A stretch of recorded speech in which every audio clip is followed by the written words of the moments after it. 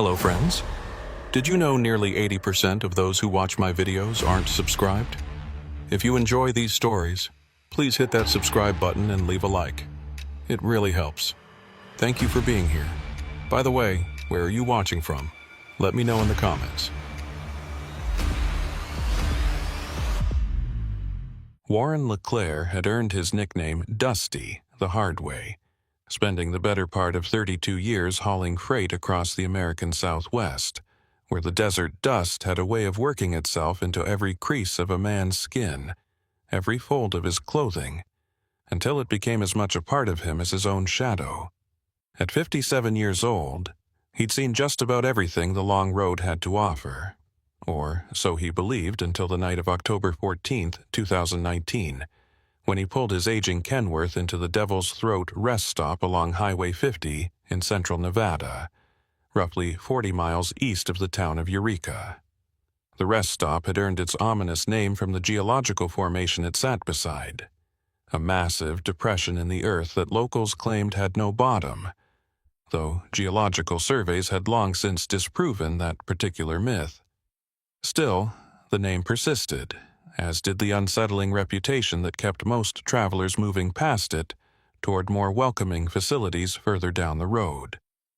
Dusty had stopped there dozens of times over the years without incident, finding it convenient precisely because of its unpopularity. Fewer trucks meant more space, more quiet, and on nights when sleep came hard, the absence of idling diesel engines made all the difference. The October night was unseasonably cold for the Nevada desert, with temperatures that had dropped into the low 40s as the sun disappeared behind the distant mountains. Dusty's cargo, a load of restaurant equipment bound for a casino renovation project in Reno, wasn't particularly valuable or time-sensitive, which meant he could afford to rest when his body demanded it, rather than pushing through on caffeine and determination, as he'd done too often in his younger years. His logbook showed he'd been driving for just under 9 hours, well within legal limits, but his lower back had been sending him urgent messages for the last 50 miles that it was time to stop, stretch, and maybe catch 4 hours of sleep before continuing on. The rest stop appeared in his headlights exactly as he remembered it. A crescent-shaped parking area carved into the rocky landscape with space for perhaps a dozen vehicles, though tonight only a single car occupied the far end near the restroom facilities. The building itself was a squat, concrete structure that had been built sometime in the 70s, showing its age in the faded paint and weathered surfaces that spoke of decades of harsh desert conditions. Fluorescent lights mounted above the restroom doors cast sickly pools of yellow-green illumination that did little to push back the encompassing darkness of the surrounding desert. Dusty maneuvered his rig into a spot near the center of the lot, positioning the truck so his driver's side window faced away from the single overhead light, a habit developed over years of learning to grab sleep wherever and whenever possible. He went through his shutdown routine with the practiced efficiency of long experience, checking his mirrors, setting the air brakes, making a final notation in his logbook. The dashboard clock read 11:47 p.m. If he could get 4 solid hours, he'd be back on the road by 4 in the morning, reaching Reno well before the morning rush made navigating the casino district a headache. Before settling in for the night, Dusty climbed down from the cab to make a restroom run and stretch his legs. The cold hit him immediately, a dry desert cold that seemed to leach warmth directly from his bones. He pulled his denim jacket tighter and headed toward the restroom building, his boots crunching on the gravel surface of the parking area. The car he'd noticed earlier, an older model sedan with California plates, sat silent and dark. No movement came from inside, and Dusty assumed the occupants were likely asleep, just another traveler catching rest on the long desert crossing.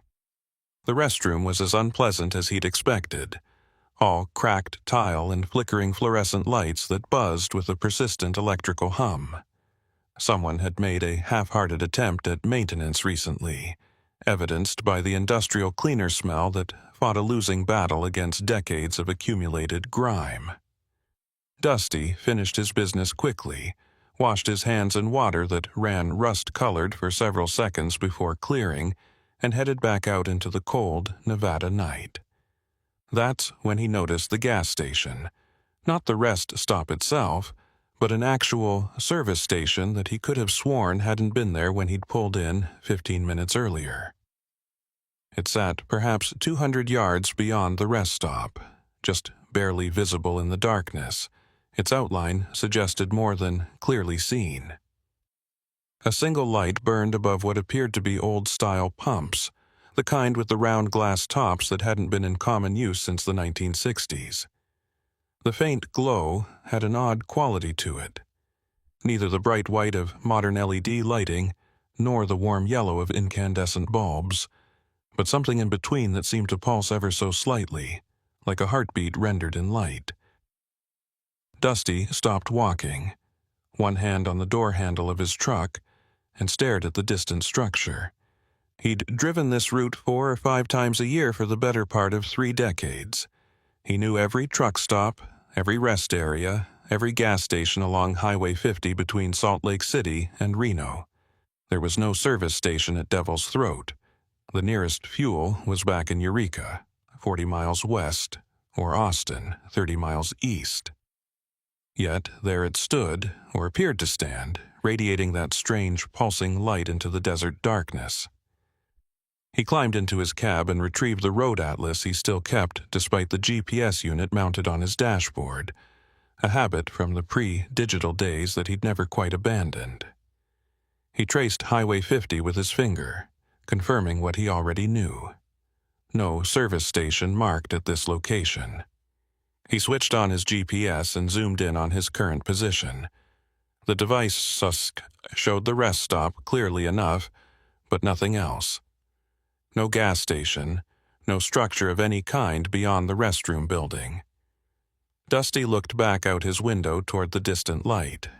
It was still there, definitely still there. No question about its existence, even if the maps denied it. Perhaps it was a new establishment that hadn't made it into the databases yet, though that seemed unlikely given how slowly things changed out here in the empty heart of Nevada. Or maybe it was an old station, long abandoned and somehow missed by the cartographers, with a single stubborn light still drawing power from some forgotten connection. The reasonable thing would be to ignore it, to settle into his sleeper berth and get the rest his body was demanding. Tomorrow, in daylight, he could satisfy his curiosity if it still nagged at him. But something about that pulsing light bothered him in a way he couldn't quite articulate, a sense of wrongness that went beyond simple confusion about its presence.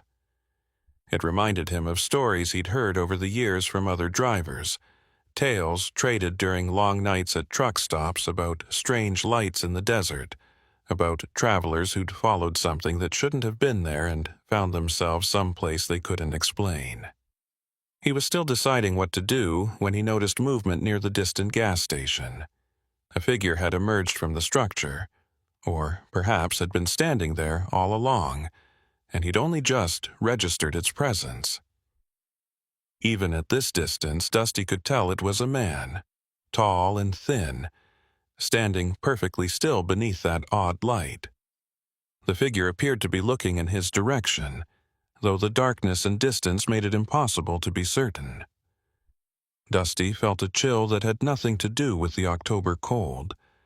Something about that motionless silhouette triggered a primal unease, the same instinct that had kept him safe through 3 decades of long-haul trucking by warning him when situations weren't quite right. He'd learned to trust that instinct, had avoided more than one potentially dangerous situation by listening to the small voice that said something was wrong, even when he couldn't identify what specifically troubled him.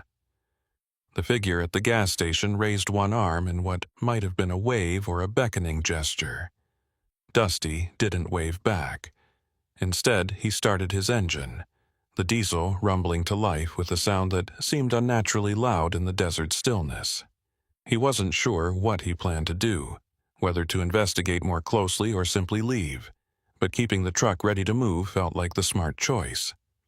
As his headlights swept across the parking area while he repositioned slightly, They illuminated the sedan that had been parked near the restrooms. What he saw made his decision for him. The car sat exactly as it had before, dark and seemingly empty, but now he could see that all four of its tires were completely flat, the vehicle resting on its rims. More disturbing was the thick layer of dust covering every surface, dust that in the harsh desert environment would take weeks or months to accumulate. This wasn't a traveler resting for the night. This was an abandoned vehicle that had been sitting here for a very long time. Dusty's hands tightened on the steering wheel as he processed this new information. He'd walked right past that car less than 20 minutes ago. It had looked fine then, or at least he thought it had, though he had to admit he hadn't examined it closely. Had the flat tires and dust been there all along and he'd simply failed to notice in the darkness? Or had something changed in those few minutes while he'd been in the restroom? He looked back toward the distant gas station and the figure standing beneath its light. The man, if it was a man, hadn't moved. Still stood in the same position, arm still raised in that ambiguous gesture that could have been greeting or summons. The light above him continued its subtle pulsing, and now that Dusty was paying closer attention, he thought he could detect a rhythm to it, like Morse code perhaps, though he'd never learned to read the patterns. The smart thing, the safe thing, was to leave. Start driving and not stop until he reached Austin or beyond. Put distance between himself and this place that had suddenly revealed itself to be something other than the familiar rest stop he'd known for years. But Dusty had spent his entire life making the smart, safe choices, and where had it gotten him? Alone at 57, divorced twice, estranged from his only daughter, with nothing to show for 3 decades on the road except a paid-off truck and a small house in Elko that he visited perhaps 2 months out of the year. He put the transmission in gear but didn't immediately start moving. Instead, he found himself rolling slowly forward, not toward the exit that would take him back to Highway 50, but toward the mysterious gas station and its motionless attendant. Even as he did so, a part of his mind screamed at him to stop, to turn around, to run. But that voice was drowned out by something else, a curiosity mixed with something darker, a desire to finally see something that couldn't be explained, to have an experience that would give him a story to tell that went beyond weather delays and mechanical breakdowns. As he drew closer to the gas station, details began to emerge from the darkness. The building itself was small, probably no more than 12 feet square, constructed of weathered wood that might once have been painted white, but had long since faded to a silvery gray. The pumps, as he'd guessed from the distance, were indeed vintage models from the 50s or 60s, their glass tops intact but dark, no fuel visible in the cylinders. A hand-painted sign above the structure's single window read, "Earls," in letters that had been carefully formed but were now nearly invisible, worn by decades of desert sun and wind. The man beneath the light hadn't moved as Dusty approached, maintaining his statue-like posture with an unnatural stillness. As the truck's headlights swept across him, Dusty got his first clear look at the attendant. He was indeed tall, probably 6'3" or 4, and thin to the point of gauntness, his coveralls hanging loose on a frame that seemed to be all angles and sharp edges. His face was hidden in shadow beneath the brim of a cap that might have borne the logo of an oil company, though the embroidery was too faded to read. Dusty brought his truck to a stop about 30 feet from the pumps, leaving the engine running and his headlights on, illuminating the scene before him. The attendant finally moved, lowering his arm and taking a single step forward. When he spoke, his voice carried clearly through the closed windows of the truck's cab, despite the rumble of the diesel engine, which should have made that impossible. "Evening, driver. Didn't expect to see anyone tonight. Most folks pass right on by these days." The voice had a quality that Dusty couldn't quite place. Neither young nor old, neither friendly nor threatening, just flat and emotionless as the desert floor itself. Dusty cracked his window an inch, just enough to speak through. "Didn't know this place was here. Not on any of my maps." "Been here a long time," the attendant replied, still standing in that same spot, making no move to approach the truck. "Longer than most folks remember. Longer than the highway itself, truth be told." "You're Earl?" Dusty asked, though he wasn't sure why it mattered. The figure's head tilted slightly, as if considering the question. "Earl Granger. Opened this station back in '53. Pumped a lot of gas over the years. Not so much anymore, as you might imagine." Dusty's mind worked through the arithmetic. If this man had opened a gas station in 1953, he'd have to be in his 80s at least, probably 90s. But the figure standing before him, though gaunt, moved with none of the stiffness of advanced age. Moreover, the whole conversation was absurd. This station couldn't have opened in '53 because it didn't exist, at least not according to every map and GPS device that covered this stretch of Highway 50. "You looking for fuel?" Earl asked, taking another step forward. "Can't pump regular no more, but I keep a reserve of diesel. Never know when a trucker might need it." "Tank's 3/4 full," Dusty replied, which was true.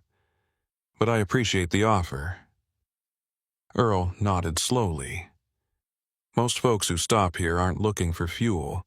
They're looking for something else. Or maybe something's looking for them. Hard to say which sometimes. The cryptic statement hung in the cold air between them. Dusty felt his unease deepening, that instinct that had served him so well over the years now screaming at him to leave, to put this place in his rearview mirror and never think about it again. But he found himself asking the question anyway. "What do you mean by that?" Earl's posture shifted slightly, and though Dusty couldn't see his face clearly beneath the cap's brim, he had the distinct impression the man was smiling. "This here's a thin place, driver. You know what that means? A thin place where the here and the there get mixed up, where what was and what is don't stay separate like they're supposed to. The desert's full of thin places, but this spot right here, this might be the thinnest of them all." Dusty had heard plenty of desert mysticism over the years, usually from sunstroked tourists or meth-addled drifters convinced the empty landscape held some profound spiritual significance. But something about the matter-of-fact way Earl delivered his explanation made it seem less like mysticism and more like a simple statement of observable fact. "If you're trying to scare me, it's working," Dusty said, attempting to inject some lightness into his voice and failing. "Not trying to scare you, just stating what is. You felt it, didn't you? That's why you came over here instead of staying put or moving on. You felt something calling, pulling at you. They do that sometimes, the thin places. They reach out to certain folks, draw them in. Question is, what do you plan to do now that you're here?" Dusty realized he didn't have an answer to that question. What did he plan to do? Certainly not conduct a normal transaction at this impossible gas station with its impossible attendant. Not investigate further, because every instinct told him that would be a catastrophically bad idea. Leave, then? Simply drive away and try to forget this entire encounter? Before he could formulate a response, Earl spoke again. "There was a woman came through here once. Long time ago now, though time's funny in thin places, so maybe it was yesterday or maybe it was 40 years back. Can't always tell. She was looking for something she'd lost, or maybe running from something she'd found. Stopped at that rest stop back there, same as you did. Only she saw the light here and came to investigate. Chatted with me for a bit, just like you're doing now. Then she drove off down that way." Earl pointed into the darkness beyond the gas station, where Dusty could now make out what appeared to be a dirt road leading deeper into the desert, away from the highway. "Said she saw something down that road. Something that looked familiar. Place she'd been before, maybe, or place she'd been looking for. drove right off into the desert and I never saw her come back. Did anyone ever find her? Dusty asked, though part of him knew the answer. Search parties came through eventually. Helicopters, dogs, the whole operation. Never found a trace. But sometimes, on nights like this, when the desert gets real quiet and the air gets real cold, I think I can hear her truck out there still, engine running, headlights cutting through the dark. Still looking for whatever it was she thought she saw, still trying to find her way back to the highway. The temperature inside the truck's cab seemed to drop several degrees despite the heater running at full blast. Dusty became acutely aware of the isolation of his position, miles from the nearest town, alone with this strange man at this impossible gas station that existed outside the bounds of every map and GPS system. The darkness beyond the feeble reach of his headlights seemed to press inward with almost physical weight. Her name was Lucinda Pike, Earl continued, his flat voice carrying that same impossible clarity. If you're the curious type, you can look her up. Disappeared somewhere along Highway 50 back in June of '79. They figured maybe she ran off the road in an area where the ravine was deep enough to hide a vehicle. But I know different. I saw her drive away from here, heading out into the places where the maps don't mean nothing, and the rules of here don't quite apply.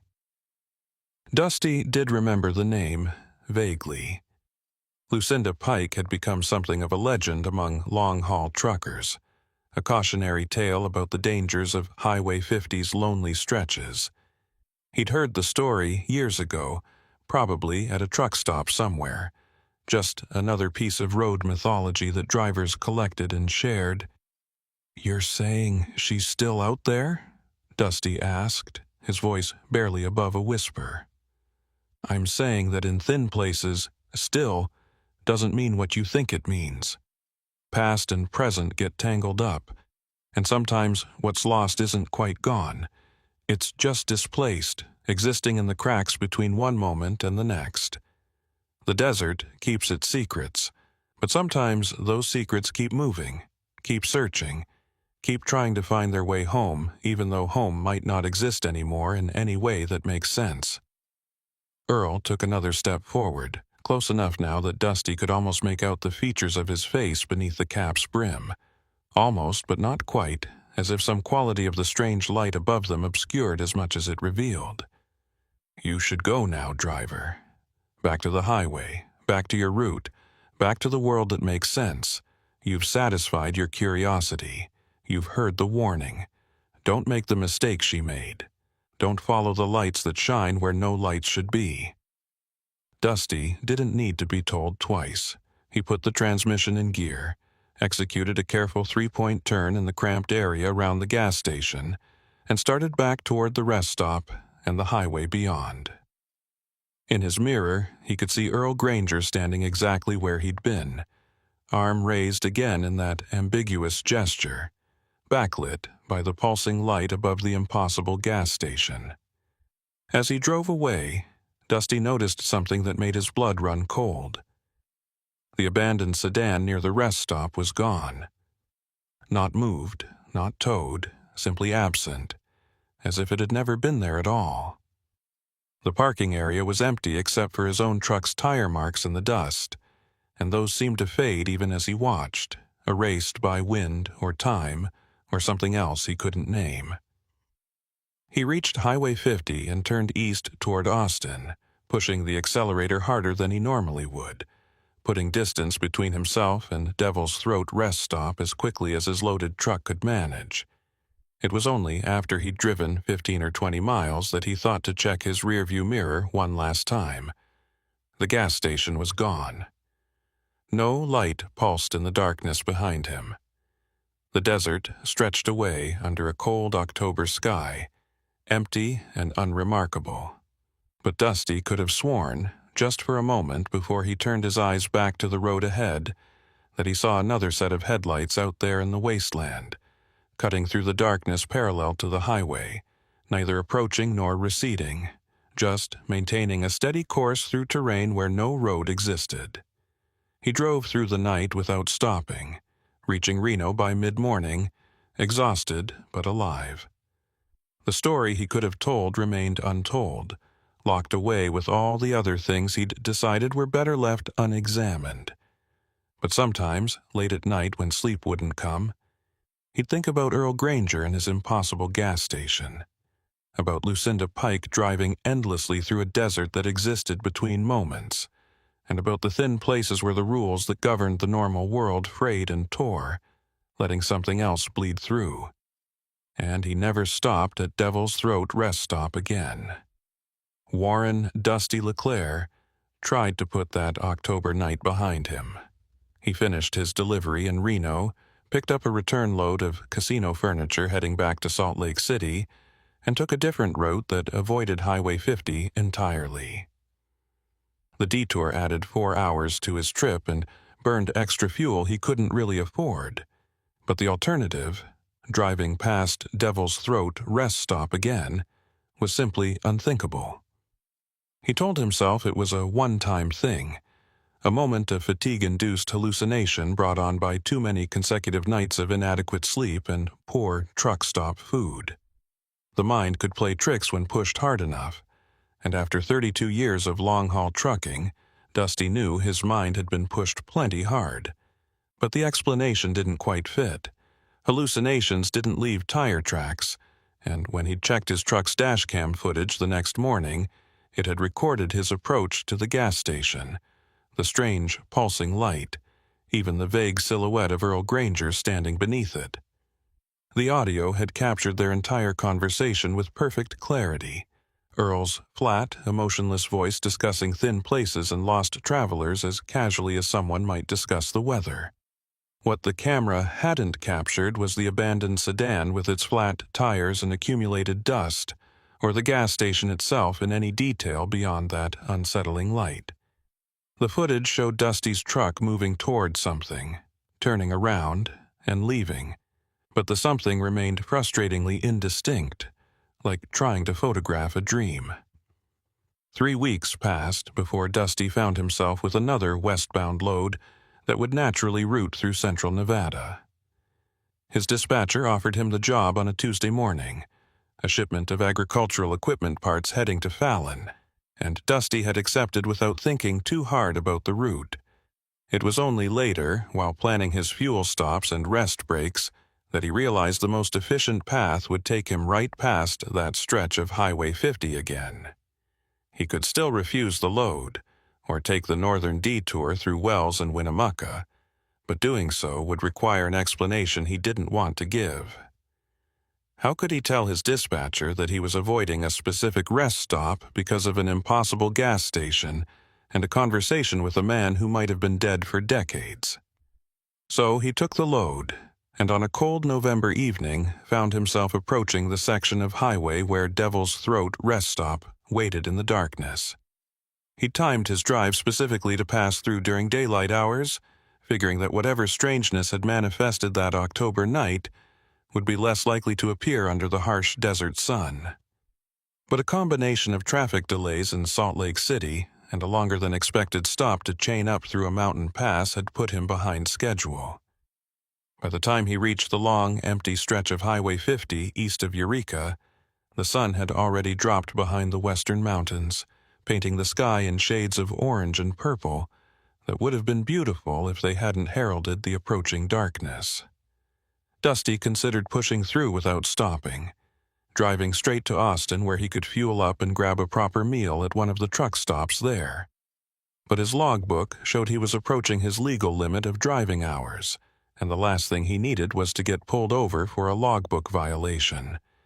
The smart, safe choice was to stop at Devil's Throat, get his mandatory rest break, and continue on in a few hours when he'd have a fresh clock. It was just a rest stop, nothing more. Whatever he'd experienced 3 weeks ago had been a fluke, an anomaly, something that wouldn't repeat itself now that he knew to expect it. The rest stop appeared in his headlights at 7:23 p.m., looking exactly as mundane and unremarkable as he remembered it from dozens of previous stops over the years. The same crescent-shaped parking area, the same weathered concrete restroom building, the same flickering fluorescent lights that had probably been installed during the Carter administration and had never been properly maintained since. 2 other vehicles occupied the lot, a small RV parked near the restrooms, and a pickup truck with a camper shell at the far end. Normal travelers taking a normal break on a normal desert highway. Nothing strange, nothing unusual, nothing to trigger the anxiety that had been building in Dusty's chest for the last 50 miles. He pulled into a spot in the middle of the lot, positioning his truck with the same practiced efficiency as always, and went through his shutdown routine. The dashboard clock read 7:31 p.m. If he grabbed 6 hours of sleep, he could be back on the road by 1:30 a.m., reaching Fallon before sunrise. He made a notation in his logbook, checked his mirrors one final time, and prepared to climb into the sleeper berth. That's when he noticed the light. Not the fluorescent lights above the restroom building, but a different light. That same strange pulsing glow he'd seen 3 weeks ago, emanating from the darkness beyond the rest stop. The impossible gas station had returned, or perhaps had never left. Perhaps it had been there all along, waiting patiently for his return like a spider waiting for a fly to blunder back into its web. Dusty's first instinct was to start the engine and leave immediately, legal driving hours be damned. But something stopped him, a realization that running wouldn't solve anything. If this place, this thin place as Earl had called it, wanted his attention, it would keep finding ways to get it. Better to confront it now, in his own time and on his own terms, than to spend the rest of his life jumping at shadows and avoiding entire sections of highway. He grabbed his heavy flashlight from the door pocket, pulled on his denim jacket against the November cold, and climbed down from the cab. The temperature had dropped into the low 30s, cold enough that his breath fogged in the still desert air. The other vehicles in the lot remained dark and quiet, their occupants presumably asleep or at least settled in for the night. Dusty wondered briefly if they could see the gas station's light, or if this was something visible only to him, a private haunting tailored specifically to one aging trucker who'd made the mistake of paying attention. He walked toward the light with deliberate steps, not hurrying but not hesitating either. The distance seemed both shorter and longer than he remembered, the kind of spatial distortion that suggested he was moving through something other than ordinary space. The gas station resolved out of the darkness gradually, like a photograph developing, until he stood once again before the weathered structure with its vintage pumps and hand-painted sign. Earl Granger stood in his customary position beneath the light, as motionless as a mannequin, as if he'd been waiting there for the past 3 weeks without moving, without sleeping, without living in any way that would make sense to the ordinary world. "Evening, driver," Earl said in that same flat, effectless voice. "Didn't expect to see you again. Most folks who leave don't come back." "Didn't exactly plan on it," Dusty replied, stopping a safe distance from the attendant. "But here I am anyway. Thought maybe we should finish our conversation."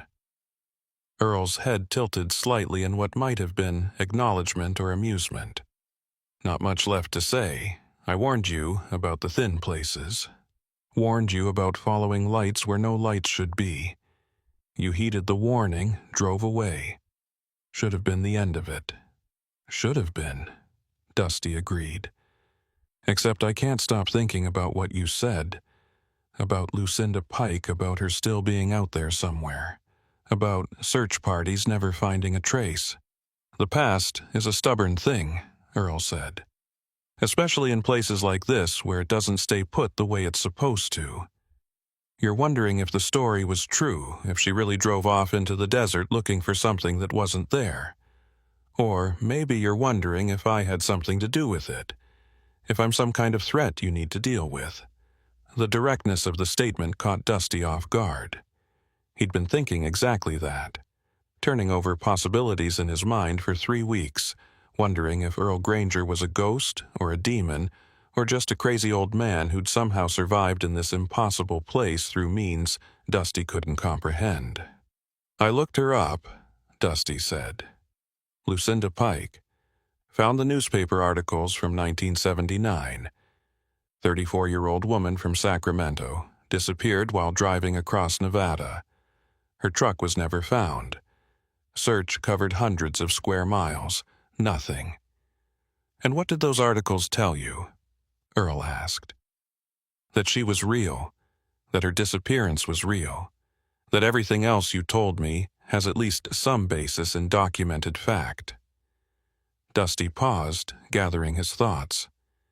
"They also said she'd made several strange phone calls before she vanished. Called her sister from a gas station payphone, said she'd seen something on the highway, something impossible. The sister thought she was having a breakdown, told her to find a motel and get some sleep. But Lucinda kept driving, made another call an hour later, more agitated. Said the thing she'd seen was following her, staying just out of sight but always there. That was the last anyone heard from her." Earl remained motionless, but something in his posture shifted slightly. "She stopped here that night. Saw the light just like you did. I told her the same things I told you. Warned her not to follow it. But the thing about thin places is they show you what you need to see, or what you fear to see, and sometimes there's no difference between the two. She saw something down that road, something that looked like home, or looked like escape, or looked like the answer to whatever question had been haunting her.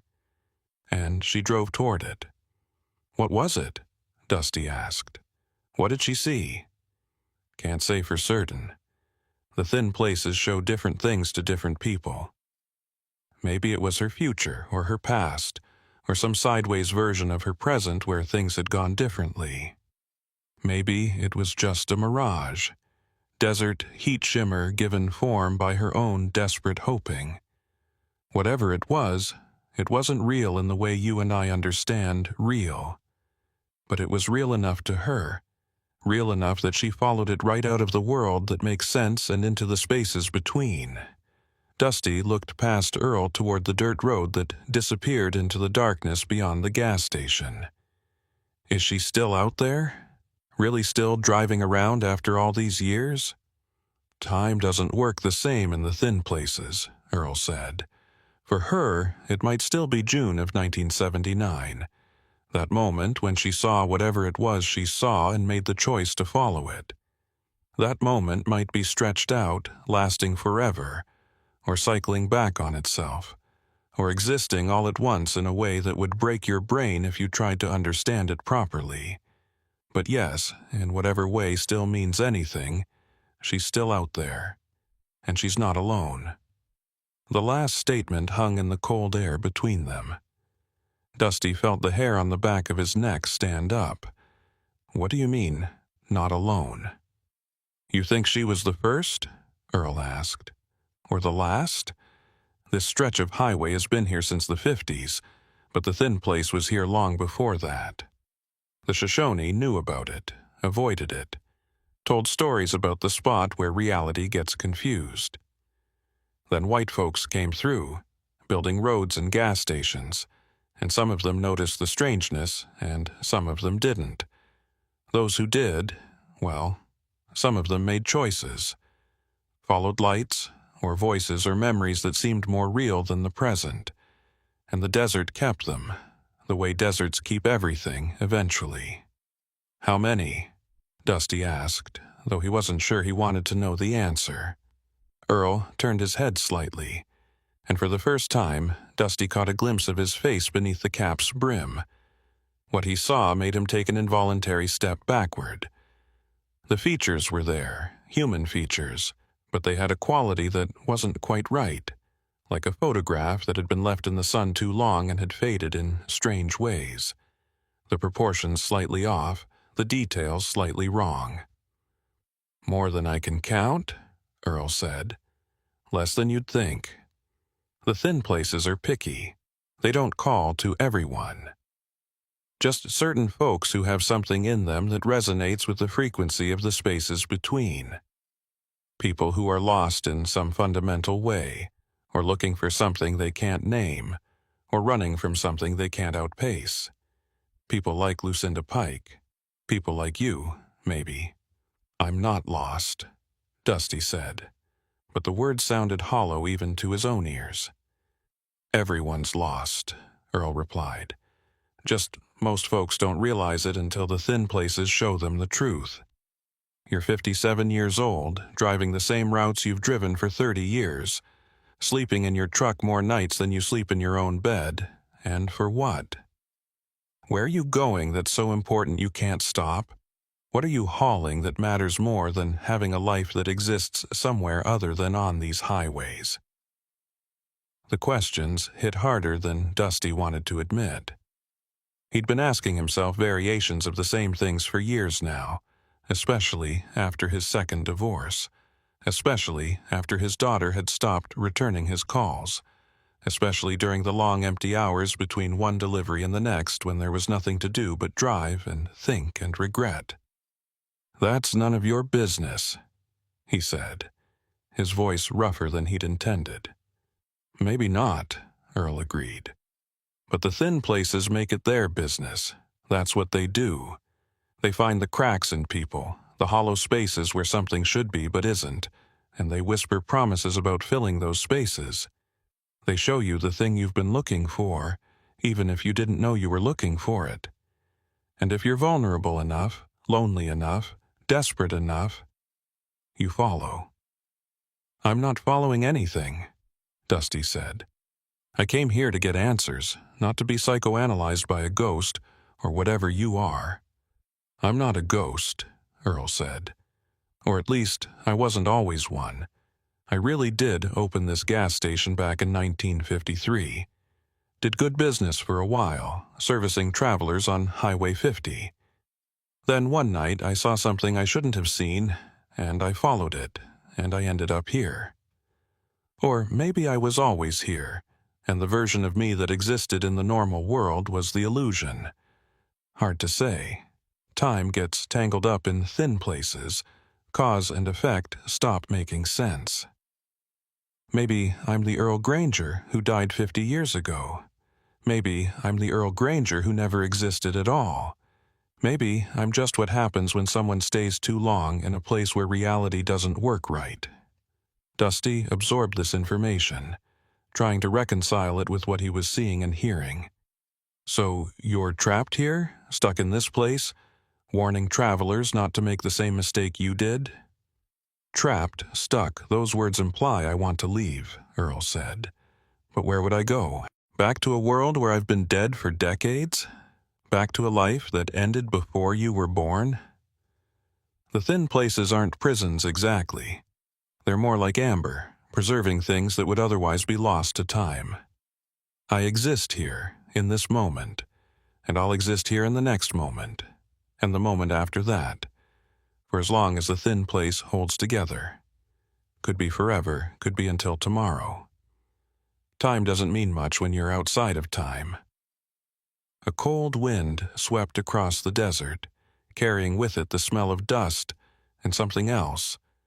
Something ancient and indefinable that made Dusty think of old bones and forgotten places.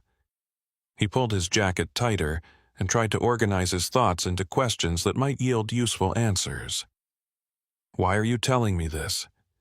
If you're trying to scare me away again, it's working. But if there's some other reason, some purpose to these conversations, I'd like to know what it is." Earl was silent for a long moment, and in that silence Dusty became aware of sounds he hadn't noticed before. The wind carried voices, or things that might have been voices, distant and distorted, calling out in languages he didn't recognize or in tones that weren't quite human. Beneath that he could hear engines, dozens or hundreds of engines, idling or revving or accelerating. The sound of vehicles moving through spaces where no roads existed. And underneath it all, a low, steady hum that might have been electronic or might have been organic.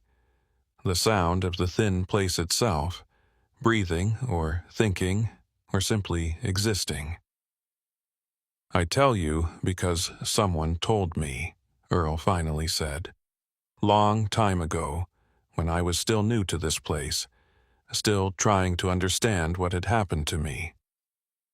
There was an old Shoshone man, or something that wore the shape of an old Shoshone man, and he explained about the thin places. Said they'd been here since before the mountains, since before the desert, since before time itself had gotten organized enough to flow in one direction. Said they were scars in reality, places where the fabric of things had torn and never quite healed right. And he said that people who ended up in thin places had a responsibility to warn others, to try to prevent more souls from getting lost in the spaces between. But warnings don't always work, Dusty said, understanding. Lucinda Pike was warned, and she drove off into the desert anyway. Warnings don't always work, Earl agreed, because the thing about thin places is they don't just show you illusions. Sometimes they show you truth. Sometimes the thing you see out there in the darkness is exactly what you need, even if following it means leaving everything else behind. The trick is knowing the difference between what you need and what the thin place wants you to think you need. Dusty looked again toward the dirt road that led away from the gas station into the empty desert. He couldn't see far in the darkness, but his imagination filled in the details. Lucinda Pike driving her truck through terrain that shouldn't exist, chasing a vision of something that had seemed more real than reality itself. How many others had made the same choice? How many vehicles were out there right now, trapped in that eternal moment of pursuit, forever approaching a destination they would never reach? "I should go," Dusty said. "Get back to my truck, finish my rest break, get back on the highway come morning, leave this place behind and never think about it again." "That would be the smart choice," Earl said. "The safe choice. But you won't do it. You'll think about this place every time you drive Highway 50. You'll look for the light every time you pass through after dark. And one of these times, maybe next week, maybe next year, maybe 10 years from now, you'll see something out there in the desert. Something that looks familiar or desirable or necessary, and you'll have to make a choice." "I've already made my choice," Dusty said. "I'm choosing to leave. For now," Earl replied. "But the thin places are patient. They can wait. They have all the time in the world, and then some." Dusty turned and walked back toward the rest stop, not running, but not dawdling either, moving with the steady purpose of a man who's made a decision and intends to stick with it. Behind him, the gas station's light continued its subtle pulsing, and Earl Granger stood motionless beneath it, watching him go with eyes that had seen too many travelers make too many choices. When Dusty reached his truck, he climbed into the cab and locked the doors, an irrational gesture given that whatever he'd been talking to out there couldn't be kept at bay with simple mechanical locks. He sat in the driver's seat for a long moment, breathing heavily, trying to slow his racing heart. Through the windshield he could still see the gas station's light, still make out Earl's silhouette beneath it. As he watched, the attendant raised his arm in that familiar gesture, greeting or farewell or warning, before turning and walking slowly into the darkness beyond the light's reach. The gas station remained visible for perhaps another minute, its pulsing light gradually dimming, and then it was gone. The desert stretched away into darkness, empty and unremarkable. But Dusty knew it was still there, just beyond the range of his vision, waiting in whatever thin place it occupied when it wasn't manifesting itself to lost travelers. He climbed into the sleeper berth but didn't sleep. Instead, he lay awake, listening to the wind rattle against the truck's panels, listening to the occasional vehicle pass on the highway, listening to the silence of the desert night. And underneath it all, he thought he could hear other sounds, the sounds Earl had spoken of. Engines running in places where no engines should be, voices calling from the spaces between. When dawn finally broke over the Nevada desert, painting the sky in shades of pink and gold, Dusty climbed back into the driver's seat and started his engine. He pulled out of Devil's Throat rest stop and continued east on Highway 50, driving toward Fallon and his scheduled delivery. He didn't look back. Looking back seemed like the kind of thing that might invite trouble, might draw attention from things better left unnoticed. But he knew he would return to this stretch of highway. His job guaranteed it, and when he did, the gas station would be waiting, and Earl Granger would be standing beneath his light, and the choice Earl had spoken of would be waiting too. The choice between the road ahead and the road that led into the thin places, between the world that made sense and the world that existed in the cracks between moments. For now, Dusty chose the highway, but he wondered, as the miles rolled away beneath his wheels, how many more times he would make that choice, and what he would do on the day when the thing waiting in the desert looked more appealing than the empty road ahead. Winter came to the Nevada desert with its usual harshness, bringing freezing temperatures at night and winds that howled across the empty landscape like the voices of things that had never been alive. Warren. Dusty LeClaire continued his routes through the region, accepting loads that took him along Highway 50 with increasing frequency, though he would never have admitted to himself that he was deliberately choosing these assignments. Each time he passed Devil's Throat rest stop, he told himself he wouldn't stop, wouldn't look for the gas station's light, wouldn't seek out another conversation with Earl Granger. And each time as the miles rolled past and the rest stop receded in his mirrors, he felt something that might have been relief or might have been disappointment. The dreams started in December. Not nightmares exactly, but unsettling visions that came to him in the hours between sleep and waking, when his mind existed in that liminal space that wasn't quite conscious and wasn't quite unconscious. He would find himself driving through a landscape that resembled the Nevada desert, but wasn't quite right, the proportions slightly off, the colors subtly wrong, the horizon at an angle that defied normal geometry. In these dreams, he was always searching for something, following a light or a sound or a feeling that promised to lead him somewhere important. But he never arrived. The destination always remained just ahead, just out of reach, perpetually approaching but never getting closer. He mentioned the dreams once to another driver during a late-night conversation at a truck stop outside of Elko. The other man, a veteran hauler named Roy something or other, who'd been driving these routes even longer than Dusty had, listened with an expression that suggested he'd heard similar stories before. "Desert gets in your head," Roy had said, stirring his coffee with mechanical precision. "Especially Highway 50. Something about all that emptiness. Makes a man think thoughts he wouldn't think anywhere else. See things that aren't there. Or maybe see things that are there but shouldn't be." "Ever hear stories about strange gas stations?" Dusty asked, trying to sound casual. "Places that show up where they shouldn't be?" Roy had looked at him with sudden sharp attention, his eyes narrowing. "Why do you ask?" "Just curious. Heard some talk, is all." "Best not to be curious about some things," Roy said. "Highway 50's got a reputation for a reason. People disappear out there. Have been disappearing for as long as anyone can remember. Indians used to tell stories about it, about places where the world gets thin and things slip through. White folks came along and figured they knew better, built their highways right through those places, and now we drive through them every day without thinking about what we're driving through.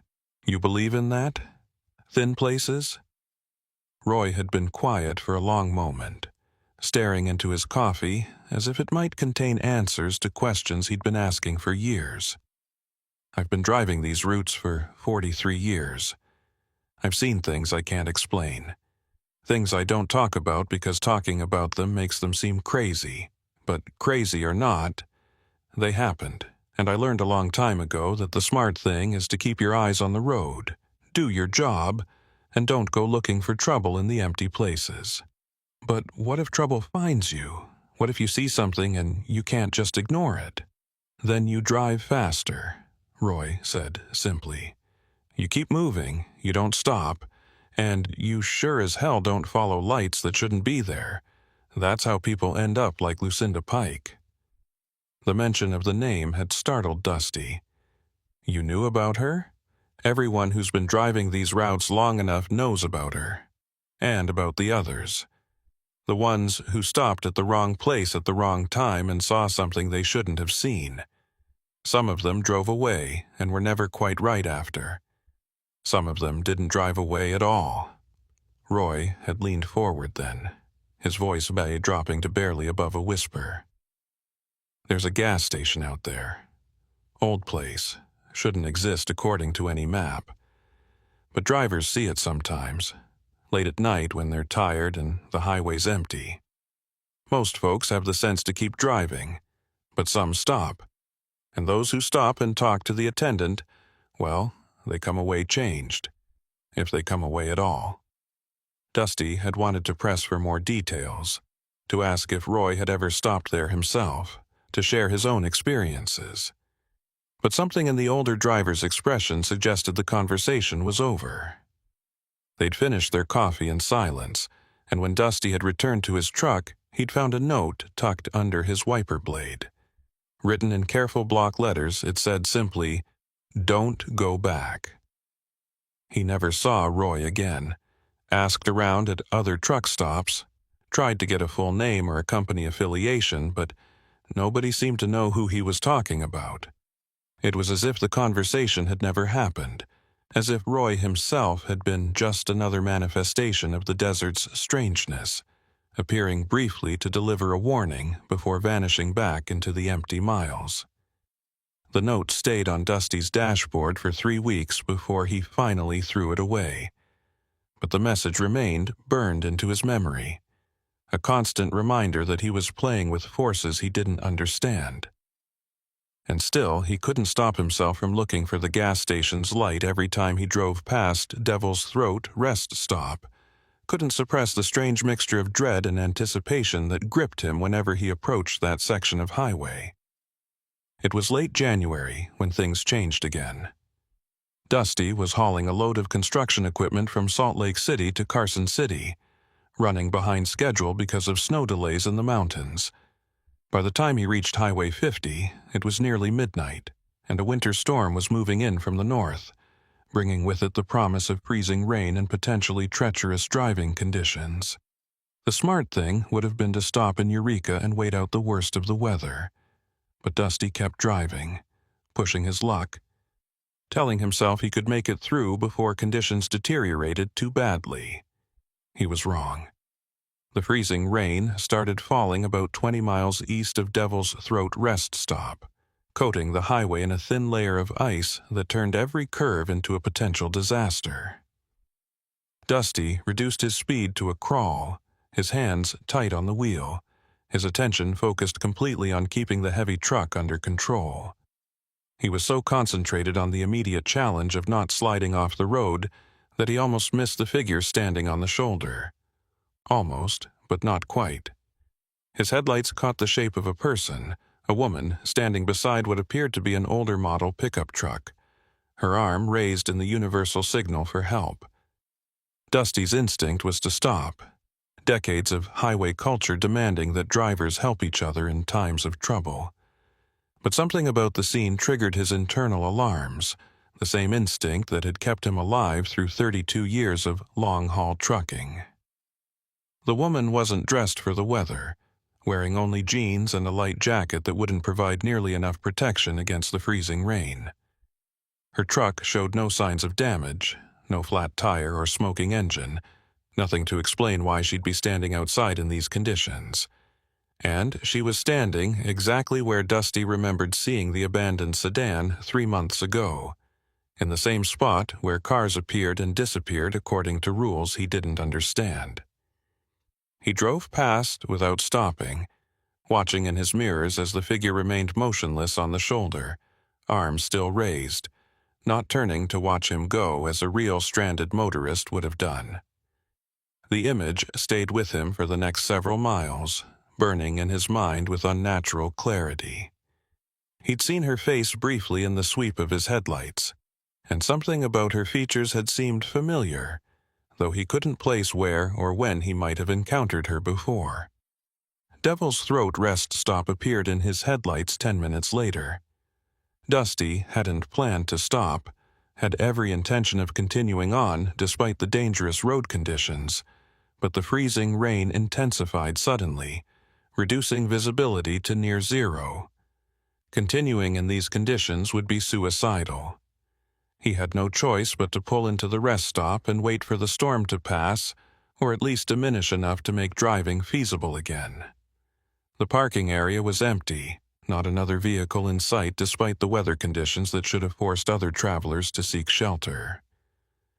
Dusty positioned his truck in his usual spot and sat behind the wheel, engine idling, watching the freezing rain accumulate on his windshield. He didn't want to look for the gas station's light, didn't want to see if Earl Granger was standing out there in his impossible place, waiting with more warnings and cryptic explanations. But his eyes were drawn inevitably to the darkness beyond the rest stop, and there it was, that familiar pulsing glow, perhaps a bit brighter than before, or perhaps just more visible against the storm's darkness. Dusty sat for nearly half an hour, arguing with himself about what to do. The rational part of his mind insisted that staying in the truck was the only sensible choice, that venturing out into the storm to visit an impossible gas station would be the height of foolishness. But another part of him, a part that had been growing stronger with each passing week, wanted answers. Wanted to understand what was happening to him, why the thin place had chosen to reveal itself specifically to him, what connection existed between his presence and the manifestation of Earl Granger's gas station. He was still debating when he saw movement through the rain-streaked windshield. The woman from the highway, the one who'd been standing beside the broken-down truck, was walking across the rest stop parking area, heading directly toward the pulsing light of the gas station. She moved with purposeful strides, seemingly unbothered by the freezing rain that should have been soaking through her inadequate clothing. As she passed through the cone of illumination from one of the rest stop's lights, Dusty finally recognized her face. It was Lucinda Pike. Or rather, it was a woman who looked exactly like the photographs he'd found in the old newspaper articles about her disappearance. The same dark hair, the same determined expression, the same features that had stared out from grainy black and white images taken more than 40 years ago. She couldn't be Lucinda Pike, not the real woman who'd vanished in 1979, because that woman would be in her 70s by now if she were still alive. But the figure walking through the storm was young, perhaps in her mid-30s, exactly the age Lucinda had been when she'd driven off into the desert and never returned. Dusty was moving before he'd consciously decided to move, throwing open the truck's door and climbing down into the freezing rain. "Wait," he called out, his voice barely carrying over the storm's wind. "Stop!" The woman paused and turned to look at him. Her expression was blank, neither curious nor concerned, as if Dusty's presence was expected but not particularly important. "You can't help me," she said, her voice carrying with impossible clarity despite the distance and the storm. "Nobody can help me. I have to keep looking." "Looking for what?" Dusty asked, crossing the distance between them with quick strides, his boots crunching on the ice-covered pavement. "Home," she said simply. "I saw it out there, down that road. It looked exactly like home. But when I reached the place where it should have been, it was gone, moved further away. So I turned around and drove back, but the highway was gone too. There was just the desert, and the road, and the light that keeps showing me the way. I've been following it ever since." Up close, Dusty could see that she wasn't quite solid, her edges slightly blurred as if she existed at a different resolution than the rest of the world. The freezing rain fell through her rather than on her, and when she moved, there was a fractional delay, like watching someone on a video with poor synchronization. "How long have you been out here?" he asked, though he already knew the answer. I don't know, she said. Time doesn't work right. Sometimes it feels like I just left the highway a few minutes ago. Sometimes it feels like I've been driving forever. The gas station keeps appearing, and Earl keeps telling me I should give up, should accept that I'm lost. But I can't give up. If I give up, then I really am gone, really disappeared. As long as I keep looking, I'm still real, still exist, still have a chance of finding my way back. You're Lucinda Pike, Dusty said, and it wasn't a question. She focused on him more clearly, and for a moment, he could see recognition in her eyes, as if she were remembering something important. That was my name. Is my name. I'm not sure which anymore. Are you real? Or are you another part of this place? Another trick to keep me driving in circles? I'm real, Dusty said, though he was no longer entirely certain that was true. I'm a trucker. I stop here sometimes. I've talked to Earl. He told me about you.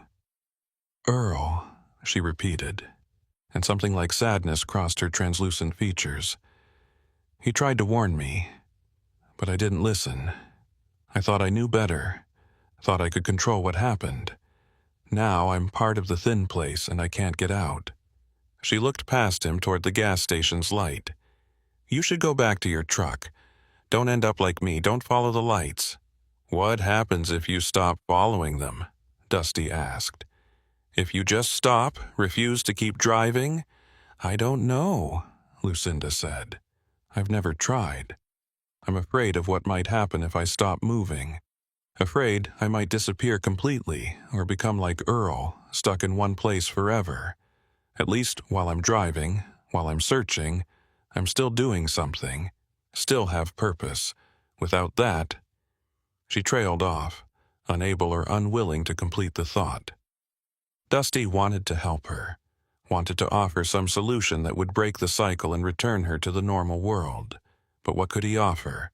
He barely understood what was happening to himself, let alone how to rescue someone who'd been trapped in a thin place for 40 years. Is there anything I can do? He asked, knowing the answer before she gave it. Tell my sister I didn't suffer, Lucinda said. Tell her I'm still looking, still trying to get home. Tell her not to give up hope. Then she turned and continued walking toward the gas station, her form becoming less distinct with each step, until she merged with the darkness and the rain and was gone. Dusty stood alone in the freezing storm, watching the place where she'd disappeared. The gas station's light pulsed steadily, and beneath it, Earl Granger's silhouette was visible, standing in his eternal vigil. Dusty knew he should return to his truck, should lock the doors and wait out the storm and then drive away and never look back. But his feet carried him forward instead, toward the light, toward Earl, toward answers he wasn't sure he wanted but needed anyway. Earl was waiting for him, as always, standing in exactly the same position beneath the light. You saw her, he said as Dusty approached. Lucinda, she comes through sometimes, cycling back through this spot, still looking for what she lost. Time's a circle for her now. She drives away, gets lost, comes back, drives away again. Over and over, no beginning, no end. Can she be saved? Dusty asked. Is there any way to bring her back? Back to what? Earl replied. The world she left behind doesn't exist anymore. Everyone she knew has aged 40 years or died. The roads she drove have been repaved. The places she knew have been torn down and rebuilt. Even if she could find her way back to the normal world, what would she be returning to? She's a ghost from 1979, and this is 2020. She doesn't fit anymore. So she's just trapped forever? Forever's a long time, Earl said. The thin places don't last forever. Eventually, they collapse, or dissolve, or whatever it is they do when reality finally patches over the holes. When that happens, the things caught in them either get absorbed or released. But that could be tomorrow, or 100 years from now. No way to know. Dusty felt a weight settling over him, the crushing realization that there were problems in the world with no solutions, tragedies that couldn't be undone, people beyond saving no matter how much you might want to help them. "Why are you showing me this?" he demanded, anger suddenly flaring up to replace the sadness. "Why keep dragging me back here, showing me these things? What do you want from me?" "I don't want anything from you," Earl said calmly. "The thin place does the wanting, and what it wants is complicated. Maybe it's trying to warn you. Maybe it's trying to claim you. Maybe it's just showing you the truth about what lies beneath the surface of the ordinary world. There are places where reality breaks down, where the rules stop applying, where people can get lost in ways that don't make sense. You need to decide whether you're going to acknowledge that truth and live with it, or whether you're going to keep denying it until it's too late." "Too late for what?" "Too late to choose," Earl said. "Right now, you can still walk away. Return to your truck, drive back to the highway, continue your life as if none of this ever happened. But if you keep coming back, keep seeking out the thin place, eventually it will stop being a choice. Eventually, you'll be like Lucinda, caught in the cycle, unable to break free even if you wanted to." "Then, why do I keep coming back?" Dusty asked, genuinely confused by his own behavior. "Why can't I just leave it alone?" "Because you're looking for something too," Earl said. "Maybe you don't know what it is yet. Maybe you'll never know.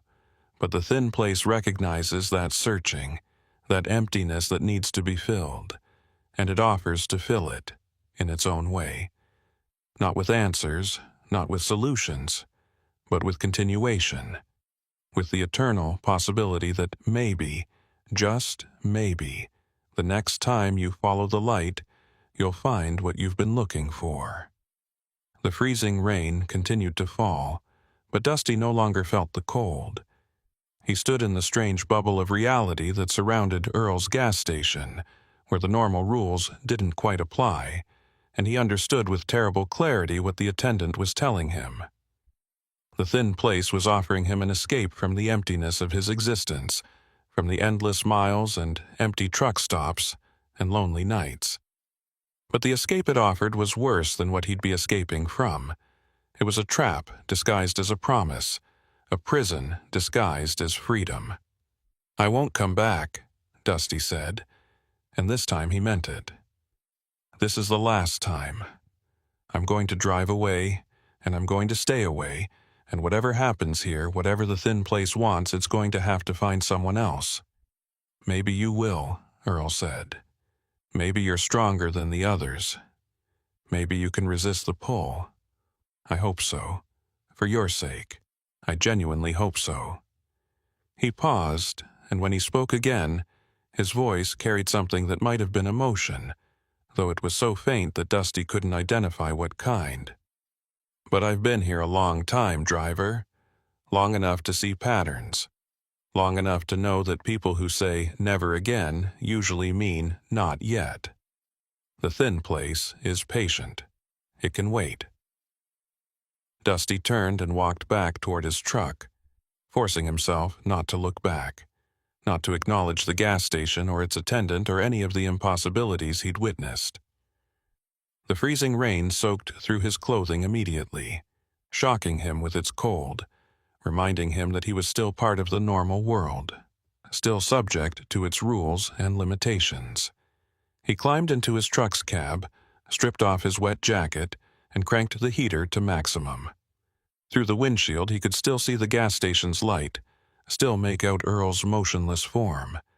And beyond that, barely visible through the storm, he thought he could see other lights moving through the darkness, headlights from vehicles that existed in the spaces between, driven by people who'd made the choice he was determined not to make. The storm passed eventually, as desert storms always do.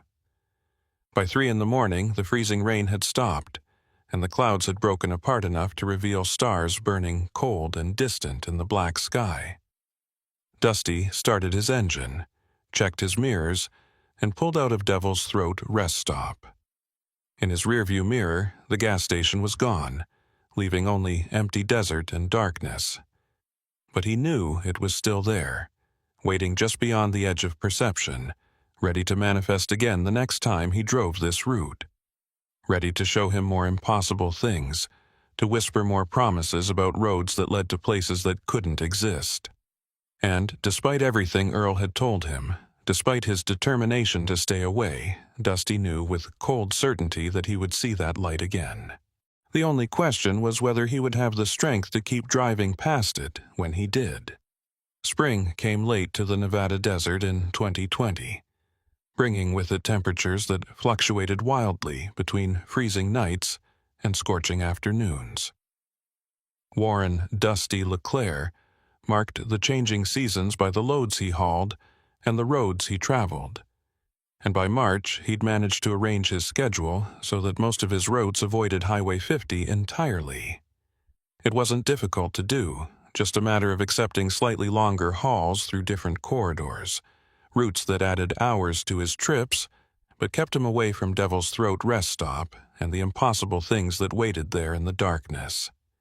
He told himself he was being smart, being cautious, following Earl Granger's advice to stay away from the thin place before it was too late to choose. But in quieter moments, usually late at night when sleep wouldn't come, and he lay in his sleeper berth listening to the sounds of whatever truck stop he'd chosen for the night, Dusty admitted to himself that he wasn't avoiding the place out of wisdom. He was avoiding it out of fear. Fear not of what the thin place might do to him, but of what he might choose to do when confronted with it again. Because Earl had been right about one thing. Dusty was searching for something, had been searching for most of his adult life without quite realizing it. He'd thought he was searching for success, then for love, then for some kind of meaning in the endless miles he drove. But success had proven empty, love had proven temporary, and meaning remained as elusive as ever. At 57, he was beginning to suspect that what he'd really been searching for all along was an escape, a way out of the life he'd built that had somehow become a prison of his own making. The thin place offered that escape. It promised roads that led to impossible destinations, journeys that never ended, searches that could continue forever without the disappointment of arrival. And that promise was seductive in a way Dusty hadn't anticipated.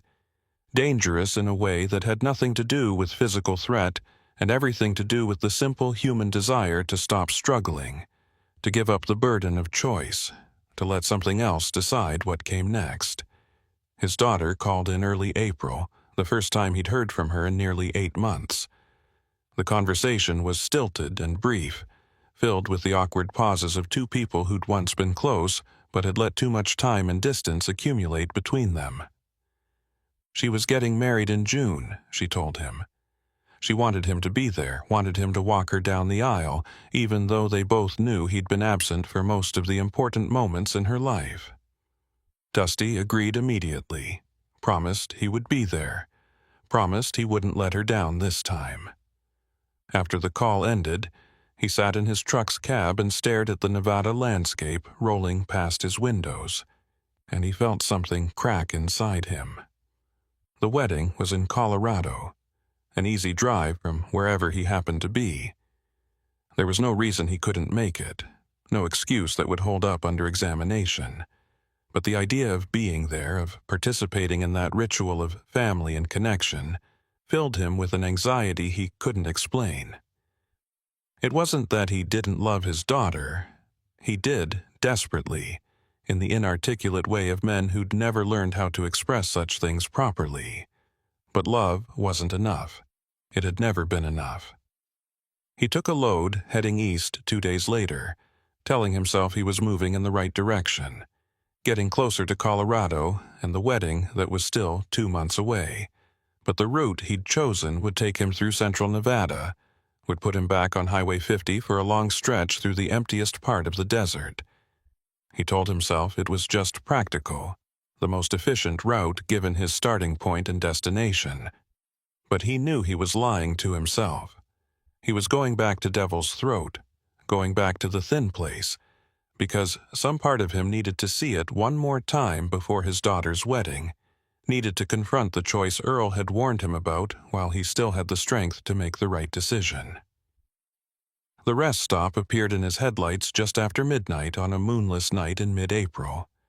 Dusty had been driving for 11 hours, pushing the legal limits, and his body ached with the familiar exhaustion of too many miles with too little rest. The parking area was empty as always, the fluorescent lights casting their sickly glow over cracked pavement that never seemed to accumulate the dust and debris that covered everything else in the desert. He pulled into his usual spot, went through his shutdown routine, and sat behind the wheel waiting for the inevitable. The gas station's light appeared almost immediately, pulsing with that same steady rhythm that might have been a heartbeat or might have been something else entirely. Earl Granger was there beneath it, standing in his eternal vigil, and Dusty knew without question that the attendant had been expecting him, had known he would return despite his promises and determination. The thin place always knew. That was part of its power. Dusty climbed down from his truck and walked toward the gas station without hesitation, without the internal debate that had characterized his previous visits. This time felt different somehow, felt final in a way he couldn't articulate but understood instinctively. This was the moment Earl had warned him about, the point where choice became destiny, where what he decided in the next few minutes would determine everything that followed. Earl watched him approach, with what might have been sadness in his posture, a heaviness that suggested he'd seen this scene play out before with other travelers, other lost souls who'd returned to the thin place one time too many. "Figured you'd be back," Earl said as Dusty stopped before him. "Most folks can't stay away once they've seen what's out there. The normal world starts to feel like the illusion, and the thin places start to feel like the only real thing left." "I'm not staying," Dusty said, though the words lacked conviction. "I just needed to see it again. To understand." "Understand what?" Earl asked. "What is there to understand beyond what I've already told you? This is a thin place where reality breaks down and people get lost. You've seen what happens to those who follow the lights. You've talked to Lucinda Pike, seen what 40 years of searching in the spaces between has done to her. You know the truth. So, what more do you need to understand?" "Why me?" Dusty asked, the question that had been building in him for months finally breaking free. "Why does the thin place show itself to me? There must be hundreds of truckers who drive past here every week. Why am I the one who sees the gas station, who talks to you, who gets pulled back again and again?" Earl was quiet for a long moment, and when he finally spoke, his voice carried a weight that suggested he was revealing something he rarely shared. "Because you're already halfway gone. The thin place doesn't create emptiness in people. It finds the emptiness that's already there and offers to fill it. Most folks, they've got enough connection to the normal world to resist. They've got family they care about, jobs that matter to them, dreams they're still chasing. But you've been running from everything that might anchor you for so long that there's nothing left holding you to the world that makes sense. You're like a boat that's slipped its moorings, drifting further from shore with every passing day. The thin place recognizes that. It calls to people like you because you're already lost. All it's offering is a different kind of lost, one where you can keep moving forever without ever having to arrive anywhere or be anyone." The words hit Dusty like physical blows, each one finding its mark with painful accuracy. He wanted to deny what Earl was saying, to insist that he had connections and purposes and reasons to stay in the normal world, but the denial wouldn't come. His daughter's upcoming wedding, the event that should have been pulling him toward family and responsibility, felt more like an obligation than a joy. The thought of standing in a church surrounded by people who knew how absent he'd been, how he'd chosen the road over everything else time and time again, filled him not with anticipation, but with a hollow anxiety that made him want to run. "My daughter's getting married," Dusty said, needing to speak the words aloud even though they felt like they belonged to someone else's life. "In June. I promised I'd be there." "Will you?" Earl asked, and the question contained no judgment, just a simple curiosity about what Dusty would choose. "I don't know," Dusty admitted, and the honesty of it felt like defeat. "Part of me wants to be there, wants to be the father she deserves, wants to make up for all the times I wasn't there before. But another part of me knows I'll just disappoint her again, that I don't know how to be what she needs, that I'm better at leaving than at staying." "So you're thinking about taking the other road," Earl said, gesturing toward the darkness beyond the gas station where that dirt road led away into impossible distances. "Following the light like Lucinda did, becoming part of the thin place, existing in the spaces between where you never have to make a choice about being present, because present stops meaning anything." "Would it be so wrong?" Dusty asked, surprising himself with the question. "If I'm just going to keep disappointing everyone, keep failing at being the person I should be, maybe it would be better to just disappear. At least then there'd be a reason. I'd be the trucker who vanished on Highway 50. Another mysterious disappearance." She could tell people her father was lost in the desert, and that would be easier to accept than the truth that her father just couldn't stop running long enough to be there for the important moments. Earl shook his head slowly. "You think disappearing would be a kindness? That it would spare her pain? I've seen a lot of people make that calculation over the years, and it's always wrong. The ones left behind, they don't get closure from unexplained disappearances. They get decades of wondering, of hoping, of creating stories about what might have happened.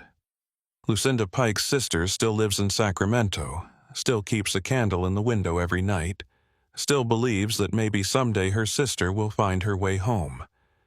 That's not mercy. That's a different kind of cruelty." "Then what am I supposed to do?" Dusty demanded, frustration and despair mixing in his voice. "Keep driving these routes. Keep pretending I have a life worth living. Keep disappointing everyone who makes the mistake of depending on me." "What kind of choice is that?" "It's the only choice that matters," Earl said. "The choice to keep trying even when you're tired, to keep showing up even when you think you'll fail, to stay in the world that makes sense even when the world that doesn't make sense seems easier. Nobody can make that choice for you. Not me, not your daughter, not anyone. You have to decide whether you're going to keep fighting to be present, or whether you're going to give up and let the thin place take you." Dusty looked past Earl toward the dirt road that led into the desert. In the darkness, he could see lights moving, headlights from vehicles that existed in the spaces between moments. He could hear engines running, could hear voices calling from distances that couldn't be measured in miles. And underneath it all, he could feel the pull of the thin place, the seductive promise that if he just started driving down that road, all his struggles would end. Not in death exactly, but in something else, in eternal motion without destination, in searching without the pain of never finding. It would be so easy to follow those lights, to climb into his truck, point it toward the impossible road, and just start driving. To become like Lucinda Pike, existing in the cracks between moments, forever approaching home without ever arriving. No more weddings to attend, no more disappointments to deliver, no more failures to accumulate. Just the road, endless and eternal, leading nowhere and everywhere simultaneously. But as Dusty stood there considering that choice, another image came to mind. His daughter, at 7 years old, riding on his shoulders through a truck stop parking lot, laughing at the sheer height of it, trusting completely that he would hold her safe. He hadn't been a good father even then, had already missed more birthdays and school events than he'd attended. But in that moment, for those few minutes, he'd been present. He'd been there, and it had mattered to her. He'd seen it in her face, in the joy that came not from anything expensive or elaborate, but from the simple fact of his presence. "I can't promise I'll be a good father," Dusty said quietly, still staring at the lights in the desert. "I can't promise I'll stop disappointing her, or that I'll suddenly figure out how to be the person she needs, but I can promise to be there in June. I can promise to walk her down that aisle, even if I don't deserve the honor. And maybe that's enough. Maybe showing up, even when you're scared and uncertain, maybe that counts for something." Earl nodded slowly. "It counts for more than you think. Showing up is the first choice, and sometimes it's the hardest one. Everything else builds from there." Dusty turned away from the desert lights and looked back toward his truck, solid and real in the parking area of Devil's Throat rest stop. "What happens now?" he asked. "Do I just drive away and never see this place again? Does the thin place let me go that easily?" "The thin place doesn't let anyone go," Earl said. "It's always there, always waiting, always ready to manifest for those who can see it. You'll drive this route again, and you'll see the gas station's light again, and you'll have to make the choice again. That's how it works. The thin place is patient. It can wait years, decades, for someone to finally be worn down enough to follow the lights. But knowing you'll have to keep choosing, that's better than not knowing. You can't fight what you don't understand." "And you?" Dusty asked. "How long will you keep standing here warning travelers?" "Until the thin place collapses, or I figure out how to leave, or something else changes the equation," Earl replied. "Time doesn't mean much here. Could be tomorrow, could be 1,000 years from now. But as long as I'm here, as long as the gas station manifests, I'll keep telling people the truth about what they're seeing. It's the only purpose I have left." Dusty wanted to offer some comfort, some hope that Earl might eventually find his way out of the thin place. But the words wouldn't come, and he suspected they'd be hollow anyway. Some traps couldn't be escaped. Some choices couldn't be unmade. Earl Granger had followed his own lights decades ago, and now he existed as a warning to others, a cautionary tale rendered in flesh and impossibility. "Thank you," Dusty said, because no other words seemed adequate. "Don't thank me yet," Earl replied. "You haven't made it to that wedding. You haven't proven you can resist the next time you see the lights. Thank me if you make it to the other side of this still yourself, still present in the world that makes sense. Until then, just keep driving, keep choosing, keep showing up." Dusty walked back to his truck through the cold desert night, and this time he didn't look back at the gas station or its attendant. He climbed into the cab, started the engine, and pulled out of the rest stop. In his mirrors, he watched the gas station's light fade and disappear, leaving only empty desert behind him. But he knew it would return. The thin place was always waiting, always ready to manifest for those who could see it. He drove through the night and reached his delivery point in eastern Nevada by mid-morning. From there, he picked up another load heading toward Colorado, another step closer to his daughter's wedding. The miles rolled by beneath his wheels, measured in fuel stops and rest breaks and the endless white lines that divided the highway.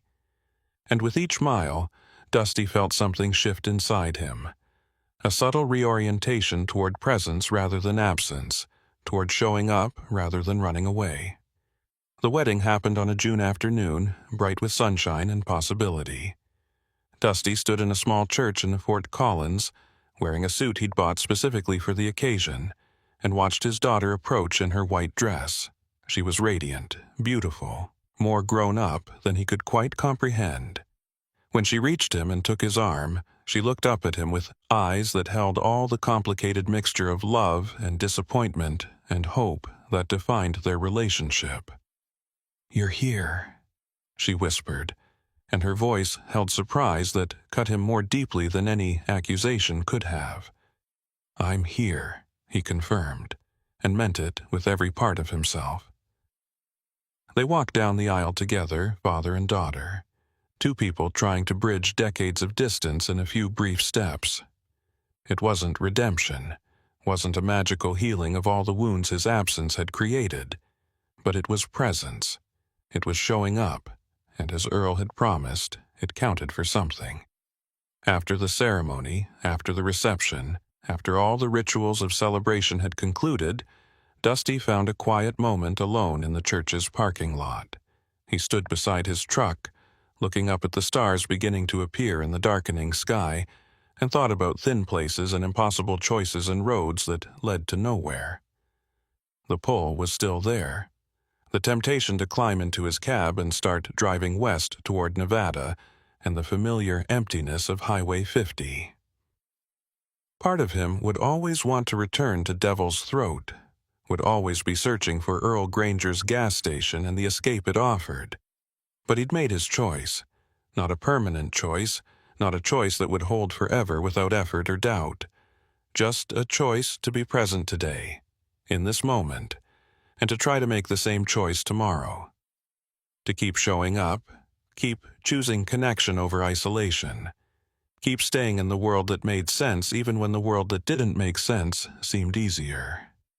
His daughter found him there in the parking lot, still in her wedding dress, her new husband waiting patiently by the church entrance. "Dad?" she said, and her voice held a question she didn't quite know how to ask. "I was just thinking," Dusty said, "about the road, about how much time I've spent driving away from things instead of toward them." She was quiet for a moment, then said, "You don't have to explain. I know the road is who you are. I'm glad you were here today. It meant a lot." "To me, too," Dusty said, and found that it was true. Being present had been harder than he'd expected, more emotionally draining than any long haul he'd ever driven. But it had also been more rewarding than he could have articulated, more real than anything he'd experienced in years of chasing mile markers and delivery deadlines. They embraced awkwardly, as they always did, two people who loved each other but didn't quite know how to express it properly. Then she returned to her husband, and Dusty climbed into his truck. He had a load waiting for him in Wyoming, another delivery, another stretch of highway calling his name. The road was still who he was, but maybe, just maybe, it didn't have to be all he was. As he drove north out of Fort Collins, Dusty thought about Earl Granger standing beneath his impossible light, still warning travelers about thin places and the choices they represented. He thought about Lucinda Pike driving endlessly through the spaces between moments, forever searching for a home she would never reach.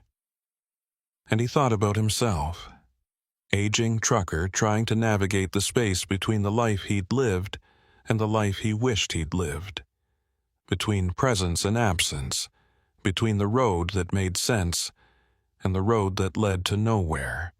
The highway stretched ahead of him, white lines disappearing into darkness, and Dusty followed them, not because he had to, not because he couldn't imagine any other existence, but because he chose to.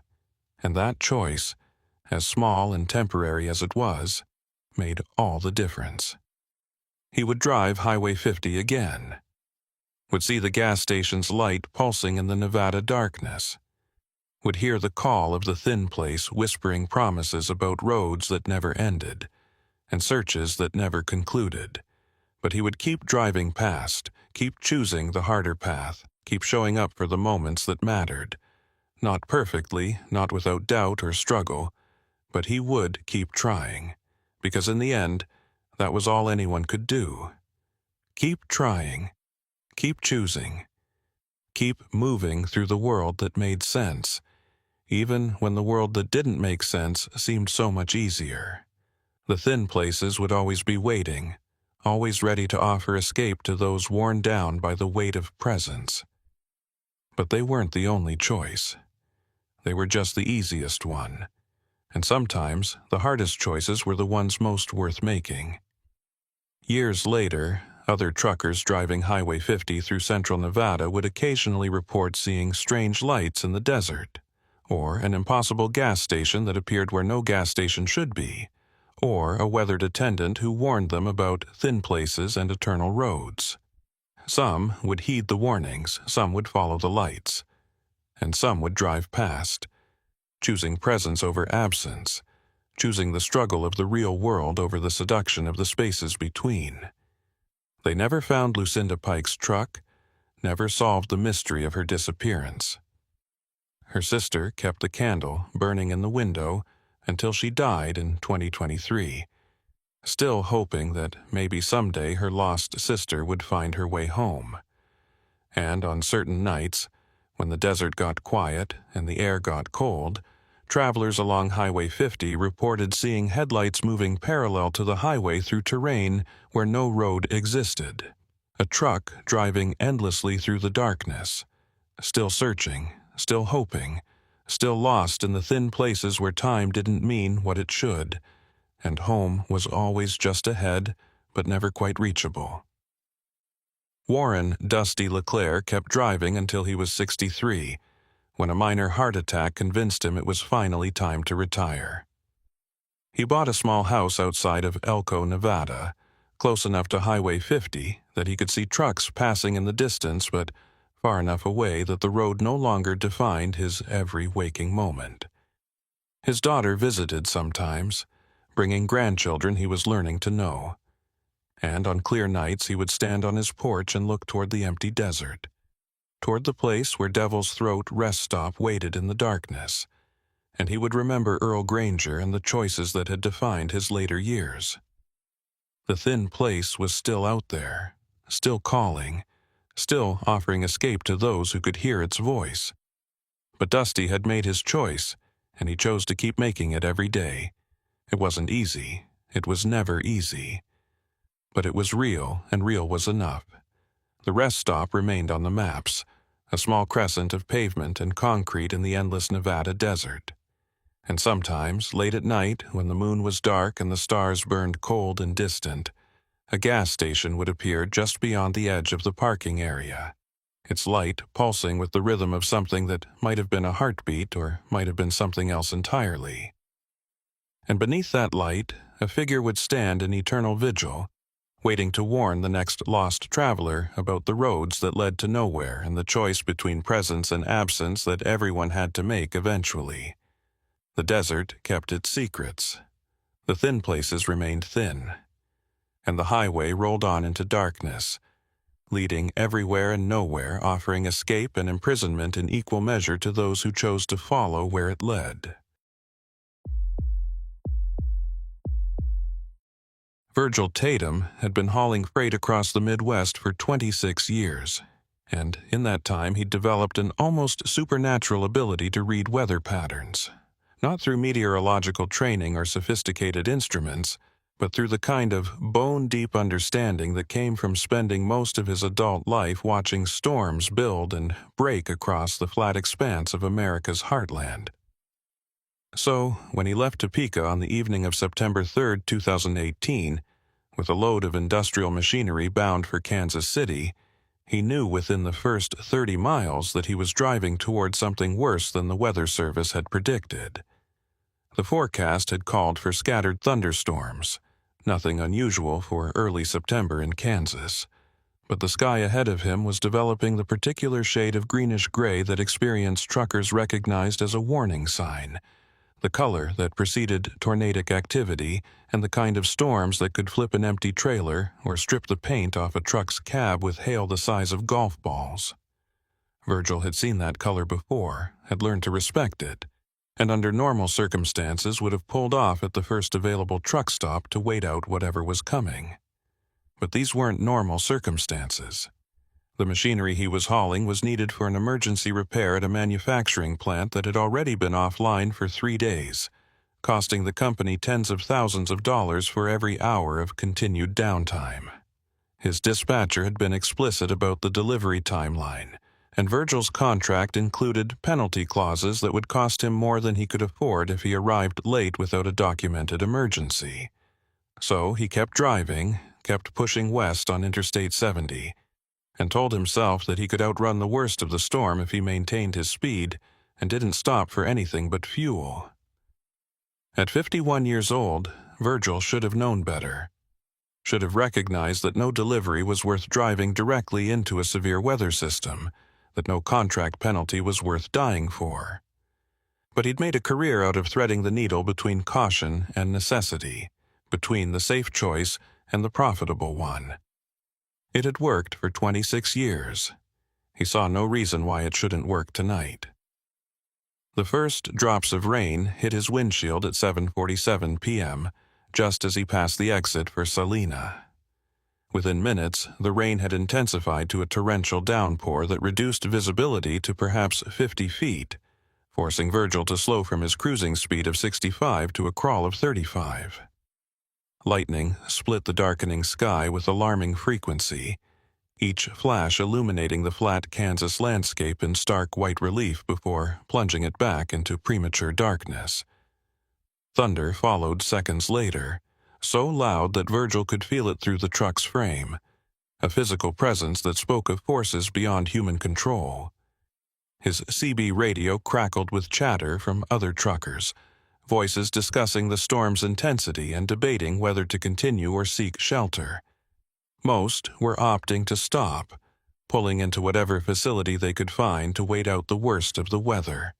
Virgil considered joining them, but a quick check of his GPS showed that the next truck stop with adequate parking was nearly 40 miles ahead. Between his current position and that destination lay nothing but empty highway and the occasional rest area, none of which would provide meaningful protection if the storm spawned a tornado. He was weighing his options when the hail started. Small at first, pea-sized pellets that clattered against the truck's metal surfaces like thousands of tiny hammers. Then larger marble-sized stones that struck with enough force to make Virgil flinch with each impact. He knew that if the hail grew much bigger, it could crack his windshield or damage his cargo, both of which would result in the very delays and costs he was trying to avoid. He needed to get off the highway, needed to find shelter immediately. As if in answer to his need, a highway sign appeared in his headlights, partially obscured by the driving rain but still legible. Rest area, 2 miles. Virgil had passed this particular rest stop dozens of times over the years without ever stopping there, mainly because it was small and rarely busy, offering nothing more than restrooms and a few picnic tables. But right now, it represented the only available shelter within reach.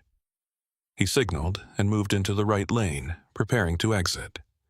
The rest stop sat in a shallow depression about a quarter-mile off the interstate, accessed by a curved service road that descended below the level of the surrounding farmland. It was an older facility, dating back to the 60s or 70s based on the architectural style, with a single long building that housed the restrooms and a parking area large enough for perhaps 20 vehicles.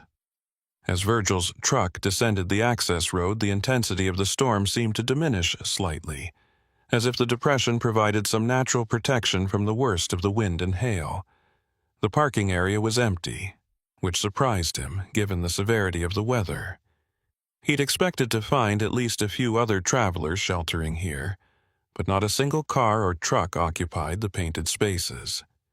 The building itself was illuminated by overhead lights that cast sickly pools of yellow across the wet pavement, creating an atmosphere that struck Virgil as vaguely unwelcoming despite the shelter it offered. But he was in no position to be particular. He maneuvered his truck into a spot near the center of the lot, positioning it to use the building as a windbreak, and went through his shutdown procedure. The dashboard clock read 8:23 p.m. If the storm passed quickly, he might still make his delivery window. If it lasted more than a few hours, he'd have to call his dispatcher and explain the delay, weather documentation or no weather documentation. But for now, there was nothing to do but wait and hope that the worst of the system would move through without dropping a tornado on his head. Virgil sat behind the wheel for perhaps 10 minutes, watching the rain stream down his windshield and listening to the thunder roll across the prairie. The storm showed no signs of abating. If anything, it seemed to be intensifying, with lightning strikes coming so frequently that they created an almost continuous strobe effect, turning the world outside into a series of frozen moments rather than a continuous flow of time. During one particularly bright flash, Virgil noticed something that made him lean forward and squint through the rain-streaked glass. There was another vehicle in the parking lot, not parked in one of the designated spaces, but sitting at an odd angle near the far end of the building, partially hidden in shadows that shouldn't have been quite so dark given the overhead lighting. It was a car, an older sedan from what Virgil could tell in the intermittent lightning flashes, and it had the abandoned look of a vehicle that had been sitting in one place for far too long. The windows were filmed with grime. The body showed patches of rust, and one of the rear tires appeared to be flat. Virgil was certain the car hadn't been there when he'd pulled in. He'd scanned the entire parking area as a part of his standard situational awareness routine, and that section had been empty. Yet there the vehicle sat, as if it had materialized in the few minutes since his arrival. The rational explanation was that he'd simply missed it in the darkness and rain, that his attention had been focused on finding a good parking spot rather than conducting a thorough survey of the area. But something about the car's appearance nagged at him, triggered that same instinct that had kept him safe through 26 years of long-haul trucking. He was still studying the mysterious sedan when movement caught his eye near the rest stop building. A figure had emerged from the restroom area, moving with an odd, shuffling gait that suggested either injury or extreme exhaustion. The person, Virgil couldn't tell if it was a man or woman from this distance and in this lighting, wore what appeared to be a uniform of some kind, though the details were obscured by the rain and darkness. They walked toward the abandoned sedan, paused beside it for a moment as if inspecting it, then turned and looked directly at Virgil's truck. Even across the distance and through the rain, Virgil felt the weight of that gaze. It wasn't threatening exactly, but it wasn't friendly either. It was assessing, measuring, as if the figure was trying to determine something important about him or his truck or his presence in this place. The attention made Virgil uncomfortable in a way he couldn't quite articulate, made him wish he'd pushed on to the next truck stop, despite the hail and reduced visibility. The figure stood motionless for perhaps 30 seconds, then turned and walked back toward the building, disappearing around the corner into shadows that seemed deeper than they should have been. Virgil waited for them to reappear, but they didn't. The parking area was empty again except for his truck and the mysterious sedan, and the storm continued to rage with undiminished fury. Virgil's CB radio crackled to life, startling him from his observations. A voice, distorted by static and barely audible over the interference caused by the storm, said something he couldn't quite make out. He adjusted the squelch and volume, trying to clean up the signal, but the voice had already faded back into white noise. He tried calling out, asking if anyone was on the channel, but received no response. The radio had probably just picked up some random transmission, perhaps from another trucker miles away, the signal bouncing off the storm's electrical activity in unpredictable ways. But as Virgil set the microphone back in its cradle, he could have sworn he heard the voice again, clearer this time despite the static. It sounded like it was saying, "Get out," or maybe, "Get help," or possibly something else entirely. The storm's interference made it impossible to be certain. Virgil tried the radio again, but now there was nothing but dead air, not even the usual background chatter from the CB channels. He checked his cell phone and found, unsurprisingly, that he had no signal. The rest stop was in a depression, and the storm was creating interference. Under normal circumstances, that wouldn't have bothered him, But these circumstances were feeling less normal with each passing minute. The abandoned car that might not have been there when he arrived. The figure in the uniform who'd appeared and disappeared in ways that didn't quite make sense. The strange voice on the CB radio. Individually, each incident could be explained away. Together, they created a pattern that Virgil's instincts recognized as dangerous, even if his rational mind couldn't explain why. He considered starting his engine and leaving, storm or no storm, penalty clauses be damned. But before he could act on the impulse, another lightning flash illuminated the parking area, and what he saw in that brief moment of stark illumination made his blood run cold. The abandoned sedan was gone. Not moved to a different location, not hidden by changed shadows, but simply absent. The space where it had been sitting was empty, showing nothing but wet pavement and faded parking lines. Virgil's mind raced through explanations. Maybe it had never been there, maybe he'd been seeing things, fatigue and stress creating hallucinations out of shadows and rain. Maybe the figure in the uniform had somehow driven it away, while Virgil was distracted with the radio, though that seemed impossible given the timing and the fact that he'd heard no engine start. Or maybe, and this was the explanation his instincts were screaming at him despite its impossibility, something very wrong was happening at this rest stop. Something that had nothing to do with weather or fatigue or normal mechanical explanations. The lightning flashed again, and in that moment of illumination, Virgil saw something that convinced him beyond any doubt that he needed to leave immediately. The building itself, the long concrete structure that housed the restrooms, looked different. Not dramatically so, but subtly wrong in ways that his brain struggled to process. The architecture was the same, but the details were off. The doors were in slightly different positions. The windows were a different size. The paint color had changed from weathered beige to a faded green he was certain hadn't been there when he'd arrived. And standing near the entrance, clearly visible in the lightning's stark light, were multiple figures in uniforms.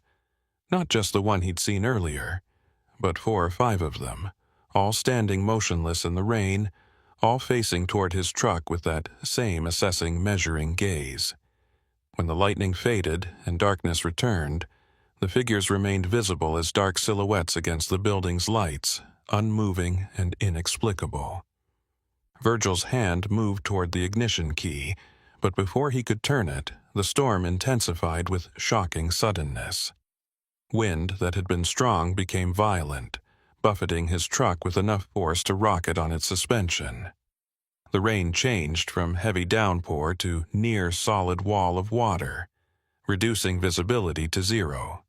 And the lightning, which had been frequent but scattered, became continuous, creating a strobe effect that made normal perception impossible, turning the world into a series of disconnected still images rather than continuous motion. In one flash, the figures were standing near the building. In the next, they were closer, perhaps halfway across the parking lot. In the next, closer still, moving toward his truck with that same odd, shuffling gait, spreading out to approach from multiple angles. Virgil turned the key, and his engine roared to life with a sound that seemed impossibly loud despite the storm's fury. He shifted into gear, released the brake, and prepared to floor the accelerator regardless of what might be in his path. But in the next lightning flash, the figures were gone. The parking area was empty again, showing nothing but wet pavement and the unchanged rest stop building with its normal beige paint and correctly positioned doors. The abandoned sedan was absent, the uniformed figures had vanished, and everything looked exactly as it should have looked when he'd first arrived. If not for his racing heart and the cold sweat that had broken out across his skin, Virgil might have convinced himself that the last few minutes had been nothing but a vivid hallucination brought on by stress and fatigue. He sat with his hand on the gear shift, engine running, trying to decide if he should still flee or if he'd been seeing things that weren't there. The storm continued to rage, but its intensity had dropped back to merely severe rather than apocalyptic. His rational mind insisted that leaving now, driving back out into hail and reduced visibility, would be more dangerous than staying put until conditions improved. But his instincts, honed by 26 years of survival on America's highways, were screaming at him to run, to get as far from this place as possible before whatever was happening here happened again. The decision was made for him when a pair of headlights appeared at the top of the access road descending toward the rest stop. Another vehicle seeking shelter from the storm, arriving at exactly the moment when Virgil most needed the reassurance of normal human presence. He watched the vehicle, a highway patrol cruiser based on its distinctive profile and light bar, navigate carefully down the wet road and pull into the parking area about 50 feet from his truck. The officer who emerged from the cruiser wore a rain slicker and moved with the purposeful efficiency of someone accustomed to working in adverse conditions. He walked directly to Virgil's truck and tapped on the driver's side window. Virgil, grateful for any contact with another person after the disturbing events of the last few minutes, rolled down his window despite the rain that immediately began blowing into the cab. "Evening," the officer said, raising his voice to be heard over the storm. "Highway Patrol, name's Clayton Reeve. Saw you pull in here and wanted to check that everything's all right. This storm's nastier than the Weather Service predicted. They're recording straight-line winds of 60 miles per hour, about 10 miles west of here, and there's a tornado warning in effect for this county." "Virgil Tatum," Virgil replied, oddly comforted by the normalcy of the interaction. "Was heading to Kansas City when the hail started. Figured I'd better get off the road before it got worse." Clayton nodded, rain dripping from the brim of his campaign hat. "Smart choice. This storm's producing hail up to 2 inches in diameter in some cells. Can you believe they're calling this just severe thunderstorms?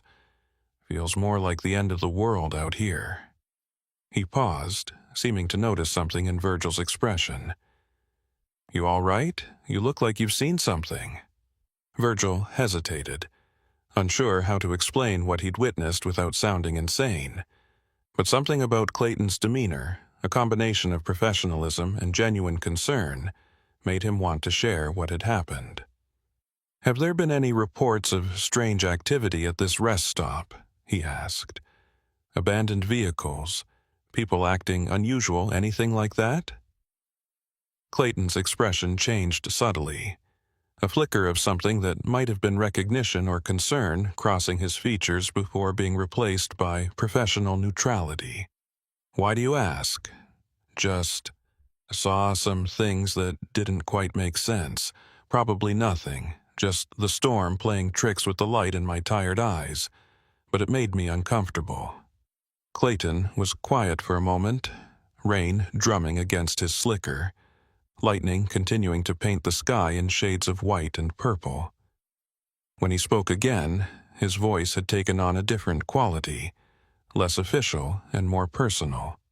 "This rest stop has a history. Not the kind of thing we advertise, and not something I'd normally discuss with civilians. But if you saw something here, if you felt something was wrong, then you need to know what you're dealing with. You got a few minutes to talk inside your cab? Getting tired of standing in this rain?" Virgil nodded and unlocked the passenger door. Clayton Reeve climbed into the truck's cab, bringing with him the smell of rain and ozone, and began to tell a story that would explain everything Virgil had witnessed and make him wish he'd never stopped at this particular rest stop on this particular night. Clayton Reeve settled into the passenger seat of Virgil's truck and pulled off his rain-soaked campaign hat, setting it carefully on the dashboard. His face was weathered in the way of men who'd spent years working outdoors, lines etched deep around his eyes and mouth that spoke of long hours squinting into harsh sunlight or driving rain. He looked to be in his mid-40s, old enough to have accumulated experience but young enough to still have the energy that the job demanded. When he spoke, his voice carried the flat, measured tones of someone who'd learned to deliver difficult information without emotional inflection. "What I'm about to tell you stays between us," Clayton began, his eyes fixed on the storm-lashed parking area beyond the windshield. "Not because it's classified or anything like that, but because talking about it officially opens doors that the department would rather keep closed. We have procedures for handling unusual incidents, and those procedures. I was doing a welfare check, making sure everyone was okay, when the phenomena started. Figures appearing and disappearing in the lightning flashes, vehicles that shouldn't have been there, the whole disturbing show. Most of the travelers thought they were just seeing things, blamed it on the storm's light effects or their own fatigue. But one woman, an elderly lady from Nebraska, she recognized what we were seeing, said her late husband had been a paramedic, and the uniforms and equipment she was seeing matched what he'd used back in the 90s. She wasn't scared, just sad. Said it looked like the responders were still trying to save people, still working the accident even though it had been years since it happened. "And the third time?" Virgil prompted when Clayton fell silent.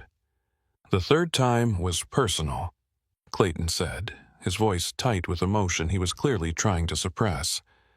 "My brother, Homer Dillard, works maintenance for the Kansas Department of Transportation. Different last name because we had different fathers, but we grew up together, been close our whole lives. About 2 years ago, he was assigned to this rest stop for his overnight shift. Cleaning restrooms, emptying trash, making sure everything was secure and functional. It was during storm season, May or June, and there was severe weather in the forecast. I tried to call him, warn him that he might experience something unusual if the conditions were right, but I couldn't get through. Cell service is terrible out here even on good days, and during storms it's non-existent." Clayton's hands clenched into fists, then slowly relaxed. "I came out here around 2 in the morning, after the worst of the storm had passed, to check on him. Found his maintenance van parked by the building, all the lights on, but no sign of Homer. I searched everywhere, calling his name, getting more worried with every minute. Finally found him sitting inside one of the restroom stalls, door locked, completely unresponsive. Took me 20 minutes to talk him into opening the door, and when he finally did, I barely recognized him. He'd aged years in a single night. His hair had gone gray at the temples, his face was drawn and haggard, and his eyes had this haunted quality like he'd seen things no person should see. What happened to him? He told me he'd been working, going about his normal duties, when the phenomena started. But instead of just seeing residual images, he said he experienced the entire accident, not watching it like an observer, but living through it as if he were one of the victims. He described feeling the impact, the crushing metal, the inability to breathe as the vehicle around him collapsed. He experienced dying multiple times, each death corresponding to one of the people killed in the accident. By the time the phenomena ended and he regained awareness of his actual surroundings, hours had passed and he was physically and psychologically traumatized in ways that no amount of therapy has been able to fully address. Virgil felt his stomach turn. Jesus Christ, that's horrific. Homer doesn't work overnight shifts anymore, Clayton continued. Doesn't work at rest stops at all, actually. The department transferred him to daytime highway maintenance, and he's doing better now. But he's never been the same. Says he still has nightmares about the accident. Still sometimes wakes up convinced he's trapped in twisted metal. Suffocating. And he absolutely refuses to drive on I-70 during storms. Says he can feel something about this stretch of highway, something wrong that goes deeper than just residual energy or temporal anomalies. The thunder rolled overhead, and Virgil watched the lightning paint the parking area in stark relief. The rest stop looked normal now, just a weathered building and empty pavement, nothing to suggest the disturbing history Clayton had described. But knowing what had happened here, knowing what could happen under the right conditions, transformed the entire place in Virgil's perception. It wasn't just a rest stop anymore. It was a scar on the landscape, a place where tragedy had left permanent marks that occasionally became visible to the living. "Why are you telling me all this?" Virgil asked. "You said the department doesn't like to discuss these phenomena officially. Seems like sharing this information with civilians would be against policy." "Because you experienced it," Clayton said simply. "You saw the figures, saw the vehicles appearing and disappearing. And from your expression when I approached your truck, I could tell you were rattled. I've seen that look before, on the faces of other travelers who've witnessed the phenomena. And I know what happens next if someone doesn't give them context for what they experienced. They start questioning their sanity, wondering if they're having a breakdown or if something's wrong with them. Some develop anxiety about driving, about storms, about rest stops in general. I've seen people abandon entire careers because of one unexplained encounter at this place, convinced they can't trust their own perceptions anymore." Clayton met Virgil's eyes with an intensity that demanded attention. "So I tell them the truth, or at least as much truth as I understand. I explain that what they saw was real in some sense, that they're not crazy or having hallucinations, but that what they experienced was residual phenomena from a past tragedy. And I tell them that the best thing they can do is accept what happened, understand that they witnessed something unusual but not dangerous, and then move on with their lives. Don't dwell on it. Don't let it take root in your mind and grow into something larger than it is." "Does that work?" Virgil asked. "Does giving people that explanation actually help them?" "Sometimes," Clayton admitted. "Not always. Some people can't let it go, can't accept that they experience something that doesn't fit into their understanding of reality.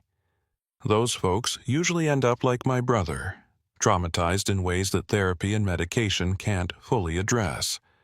But most people, if you give them a framework for understanding what happened, they can process it and move forward.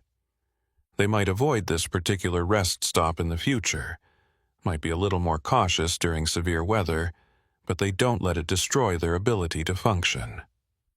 Virgil considered this, turning over Clayton's words in his mind. He'd experienced something disturbing, something that had shaken his confidence in his own perceptions.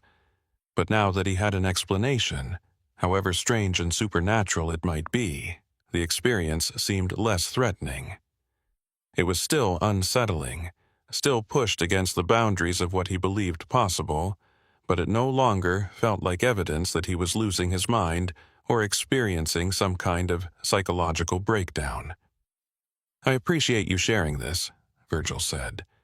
"I'm not sure I believe in ghosts or whatever you want to call what's happening here, but knowing there's a history, knowing other people have seen similar things, that helps. Makes it feel less like I'm going crazy."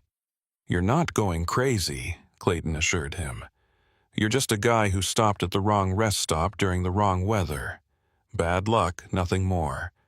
Once this storm passes and you get back on the highway, you can put this whole experience behind you. Chalk it up to one of those strange things that happen sometimes on the road. File it away with all the other stories truckers tell each other, and get on with your life." As if responding to Clayton's words, the storm began to show signs of abating. The lightning flashes came less frequently, the thunder grew more distant, and the rain decreased from torrential downpour to merely heavy. The worst had passed, leaving behind the kind of eerie calm that always followed the severe weather, a stillness that felt almost unnatural after the fury of the preceding hours. "Looks like you'll be able to get back on the road soon," Clayton observed. "Storm's moving east, should be clear enough to drive safely within the next 30 minutes or so. You'll still want to watch for debris and standing water, but the dangerous conditions are past." "What about you?" Virgil asked. "You heading back out on patrol?" "In a bit. Want to make sure you get out of here okay, and I need to check the highway for any accident scenes or stranded motorists. Storms like this one always leave a mess to clean up." Clayton reached for his campaign hat and settled it back on his head, preparing to return to the rain. One more thing before I go. If you experience any more phenomena while you're sitting here waiting for conditions to improve, don't investigate. Don't approach the figures if you see them. Don't try to interact with the residual vehicles. Just stay in your truck, keep your doors locked, and wait it out. The phenomena can't hurt you physically, but they can be psychologically disturbing if you engage with them too directly. Best to just observe from a distance and remind yourself that what you're seeing happened in the past, not the present. Understood, Virgil said. And Clayton, thanks for being honest about all this, for giving me context. I know it probably goes against your training to discuss this stuff. Sometimes doing the right thing means breaking the rules, Clayton replied. He opened the passenger door and climbed down from the truck, pulling his rain slicker tight against the continuing drizzle. Safe travels, Virgil, and maybe next time you're driving through Kansas during storm season, plan your stops a little more carefully. Virgil watched the highway patrol officer walk back to his cruiser, climb in, and start the engine. Clayton sat there for a few minutes, apparently checking his computer or radio, then pulled out of the rest stop and headed back up the access road toward the interstate. His taillights disappeared into the rain-obscured darkness, leaving Virgil alone once more in the parking area with only his truck and the building full of disturbing history for company. The storm continued its retreat, and Virgil used the time to check his load, verify that nothing had shifted during the drive through severe weather, and review his route for the remainder of the journey to Kansas City. He was behind schedule, but not critically so. If he got back on the road within the hour and made decent time through the night, he could still arrive within his delivery window. The penalty clauses wouldn't apply, his record would remain clean, and this entire incident would become just another story in his collection of strange experiences accumulated over 26 years of long-haul trucking. But as he sat in his cab, listening to the rain gradually diminish and watching the parking area for any sign of renewed phenomena, Virgil couldn't shake the feeling that something had changed, not in the rest stop, but in himself. He'd encountered something that challenged his understanding of reality, something that suggested the world contained layers and complexities he'd never considered. And while Clayton's explanation had provided comfort and context, it had also opened doors in Virgil's mind that could never quite be closed again. The rest stop was just a place where tragedy had left scars, Clayton had said. But what did it mean that those scars could bleed through time, could manifest in ways that living people could perceive? What did it say about the nature of reality that past events could somehow imprint themselves so deeply that they replayed under the right conditions? And if this rest stop carried such marks, how many other places in the world bore similar scars, waiting for the right circumstances to reveal what they remembered? These were questions Virgil didn't have answers for, questions he wasn't sure anyone had answers for. But they would stay with him for the remainder of his drive, and for days and weeks afterward, nagging at the edges of his consciousness and making him wonder what else might be waiting out there on the highways and byways of America, hidden in plain sight until circumstances aligned to reveal the truth. The rain stopped completely around 9:45 p.m., and Virgil decided it was time to continue his journey. He started his engine, checked his mirrors, and prepared to navigate back to the interstate. As he pulled out of his parking space and began the turn toward the exit, he noticed something that made him pause. In his rearview mirror, illuminated by his truck's taillights, figures were standing near the building. 4 or 5 of them, wearing emergency responder uniforms, watching his departure with that same assessing gaze he'd noticed earlier. They stood perfectly still, making no move to approach or communicate, just bearing witness to his leaving. And as Virgil watched, they began to fade, becoming transparent and then vanishing entirely, as if they'd been made of nothing more substantial than morning mist dissolving in sunlight. Virgil didn't stop, didn't slow down or try to get a better look. He just kept driving up the access road and back onto Interstate 70, leaving the rest stop and its residual phenomena behind him. But he knew, with a certainty that went deeper than rational thought, that what he'd witnessed tonight would never fully leave him. It would stay with him, a permanent reminder that the world was stranger and more complex than most people acknowledged, and that sometimes the past refused to stay buried, no matter how many years might pass. Virgil Tatum made his delivery to Kansas City without further incident, arriving at the warehouse facility at 6:32 a.m., well within his contracted window despite the storm delay. The receiving crew unloaded his cargo efficiently, and by 8 o'clock he was on his way to pick up a return load, a shipment of agricultural equipment heading back to Topeka. The job was routine, the kind of back-and-forth hauling that paid the bills without requiring much mental engagement. But as Virgil navigated the familiar streets of Kansas City's industrial district, he found his thoughts returning again and again to the rest stop and what he'd experienced there. Clayton Reeves' explanation had provided context, but it hadn't fully settled Virgil's mind. The phenomena he'd witnessed, the figures in emergency responder uniforms, and the vehicles appearing and disappearing, those could be rationalized as residual energy or temporal anomalies, or whatever terminology made them seem less supernatural. But there had been something else at that rest stop, something Clayton hadn't mentioned or perhaps hadn't experienced himself. An intelligence behind the phenomena, a sense of purpose that went beyond simple replay of past events. Virgil had felt it most strongly when the figures approached his truck in the lightning flashes, that assessing gaze that suggested they were looking for something specific, measuring him against some criteria he didn't understand. Residual energy didn't look, didn't assess, didn't make decisions. It just replayed, mechanical and mindless. What Virgil had encountered felt different, felt directed in ways that troubled him more deeply than any ghost story could have. He tried calling his wife from the warehouse office while waiting for his return load to be prepared, needing to hear her voice and reconnect with the normal world after the strangeness of the previous night. But Sarah didn't answer, which wasn't unusual given that she worked day shifts at the hospital and probably had her phone silenced during rounds. He left a brief message saying he'd been delayed by weather, but was fine, and would be home in a couple of days, then hung up feeling oddly disconnected from his own life, as if the experience at the rest stop had created a barrier between him and everything familiar. The return trip to Topeka should have been straightforward, a simple matter of retracing his route along I-70 and making his delivery by early afternoon. But as Virgil approached the section of highway where the rest stop was located, he found himself slowing down, his hands tightening on the steering wheel, his attention focused with unnatural intensity on the upcoming exit.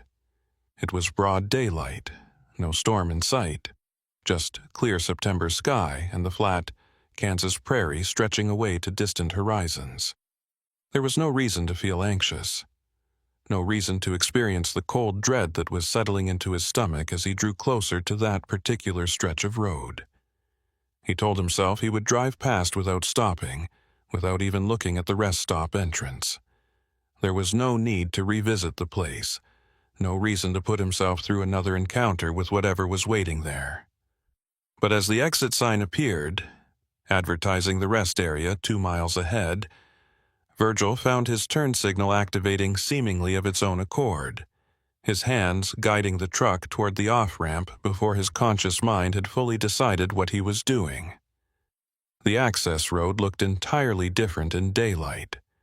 Where last night it had seemed to descend into ominous darkness, today it was just a gentle slope leading to a modest facility that served its functional purpose without drama or mystery.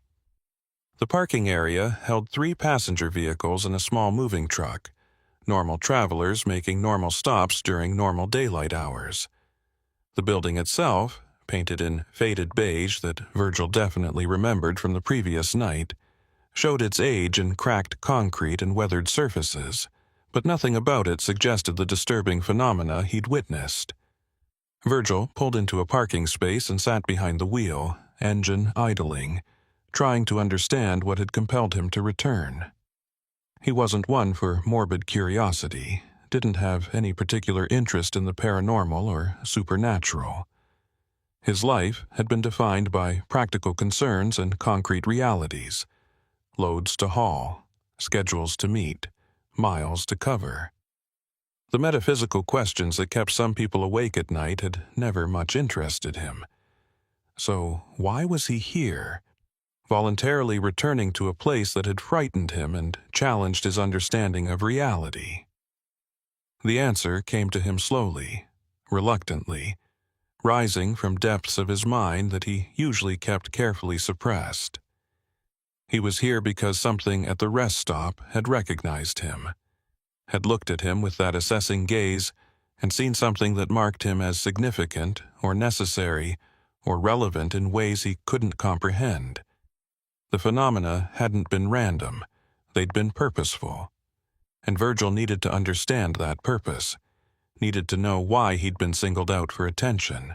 He climbed down from his truck and walked towards the building, moving with the deliberate steps of someone approaching something they feared but couldn't avoid. The other travelers in the parking area paid him no attention, focused on their own needs and schedules. A young couple with 2 small children were organizing snacks at a picnic table.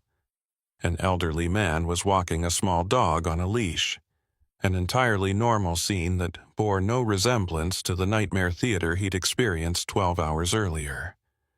The restroom was equally unremarkable, clean enough by rest stop standards with the usual institutional fixtures and harsh fluorescent lighting. Virgil went through the motions of using the facilities, washing his hands, checking his appearance in the mirror above the sink. He looked tired, he thought, older than his 51 years. The lines around his eyes had deepened, and there was a tightness to his expression that hadn't been there before last night.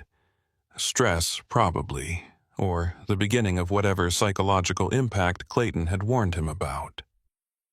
He was drying his hands when he noticed the janitor's closet door standing slightly ajar.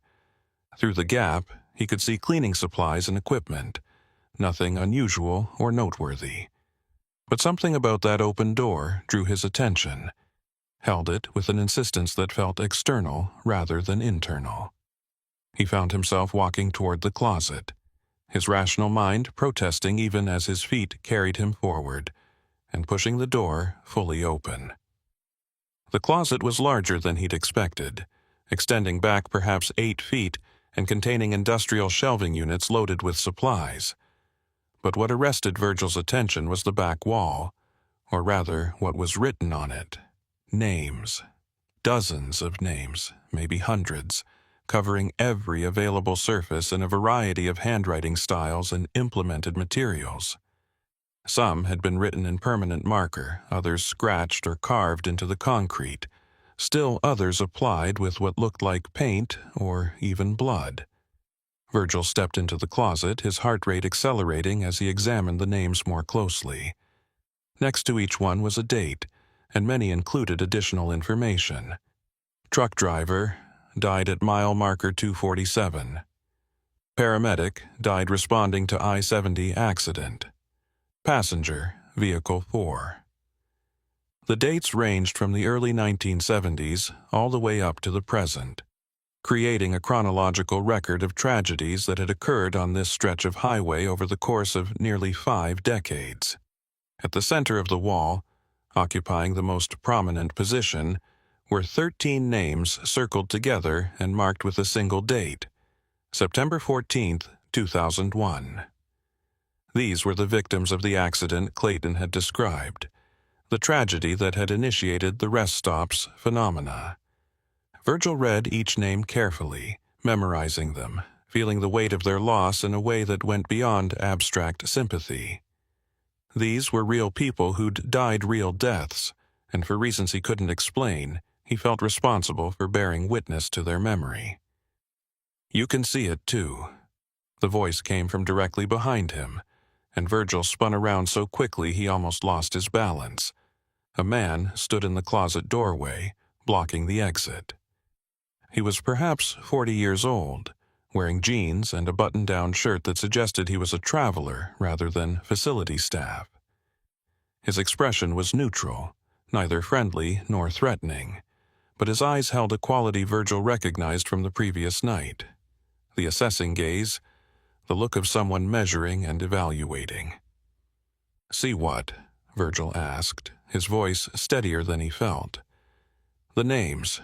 Most people walk right past this closet without noticing anything unusual. Those who do look inside see cleaning supplies and nothing more. But some people, those who've been touched by the phenomena, they see what's really here, the memorial wall, the record of everyone this stretch of highway has claimed." Virgil glanced back at the names, then returned his attention to the man blocking his exit. "Who are you, and who wrote all these names?" "Homer Dillard," the man said, and Virgil felt recognition jolt through him. This was Clayton Reeves' brother, the maintenance worker who'd experienced the phenomena so intensely that it had traumatized him beyond repair. But he looked different than Virgil had imagined based on Clayton's description. Not broken or haunted, but focused with an intensity that bordered on obsession. "Your brother told me about you," Virgil said carefully. "About what happened to you at this rest stop during a storm." Homer nodded slowly. "Clayton means well, but he doesn't understand what really happened that night.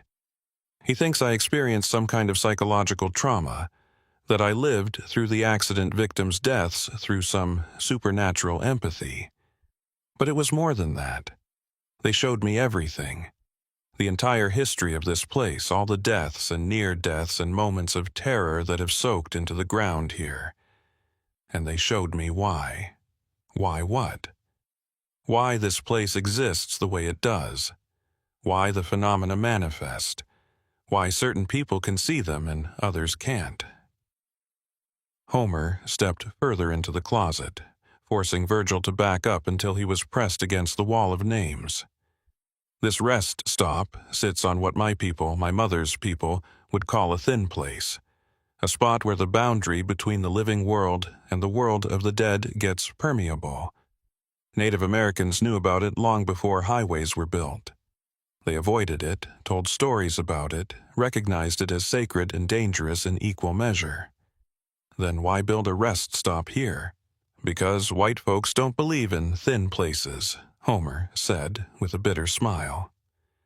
"They see flat prairie and good drainage and easy access to the highway, and they build their infrastructure without considering that maybe there are reasons nobody's built anything here before. And then, when bad things happen, when people die at rates that exceed statistical norms, they blame it on weather or road conditions or driver error. Never on the fundamental wrongness of the location itself." Virgil's mind was racing, trying to process what Homer was telling him while also calculating whether he needed to be worried about this man who was standing between him and the exit with an intensity that bordered on mania. "The names on the wall, did you write all of them?" "Most of them. Some were already here when I started, written by previous maintenance workers or travelers who'd experienced the phenomena and felt compelled to memorialize what they'd seen. But I've added to it over the years, researching accident reports and death records, documenting everyone whose life ended on this stretch of highway. It's important work. Someone needs to remember. Someone needs to bear witness. Clayton said you don't work here anymore, that you transferred to different duties after what happened." "Officially, I don't work here," Homer agreed. "But I come back. During storms, during the times when the phenomena are strongest. I come back because someone needs to be here, needs to help those who get caught in the replay. The residual energy, as Clayton calls it, it's not mindless. It's not just mechanical repetition. The dead are trapped here, reliving their final moments over and over, and they need help. They need someone who can see them, who can acknowledge their suffering, who can maybe help them find a way to move on." "Can they move on?" Virgil asked, genuinely curious despite his growing unease about Homer's mental state. Can anything be done to help them? Homer's expression shifted, and for a moment, Virgil saw genuine pain break through the obsessive focus. I don't know. I've tried everything I can think of. Prayer, ritual, simple acknowledgement. Sometimes it seems to help, seems to quiet the phenomena for a while, but they always come back. The accident was too traumatic, the deaths too sudden and violent. The energy has nowhere to go, so it just loops endlessly, waiting for something to change or someone to provide resolution. That's what they were looking for last night, Virgil said, understanding suddenly crystallizing. When they approached my truck, when they looked at me with that assessing gaze, they were trying to determine if I could help them, if I was someone who might be able to break the cycle. And can you? Homer asked, leaning forward with an eagerness that made Virgil uncomfortable. Can you see them clearly? Can you communicate with them? Not everyone who witnesses the phenomena has the sensitivity to actually interact with the dead. Most people just see shadows and movements, residual images that don't respond to living presence. But some people, those with the right gift or curse or whatever you want to call it, they can actually engage with what's here, can make contact in ways that might matter. I don't have any special gifts, Virgil protested. I'm just a truck driver who stopped at the wrong place during the wrong weather. I saw things that disturbed me, but that doesn't make me some kind of medium or psychic. Everyone says that at first, Homer replied. Everyone denies what they are until the evidence becomes overwhelming. But you came back, didn't you? Even though Clayton warned you to stay away, even though you had no practical reason to return, you came back. That's not coincidence.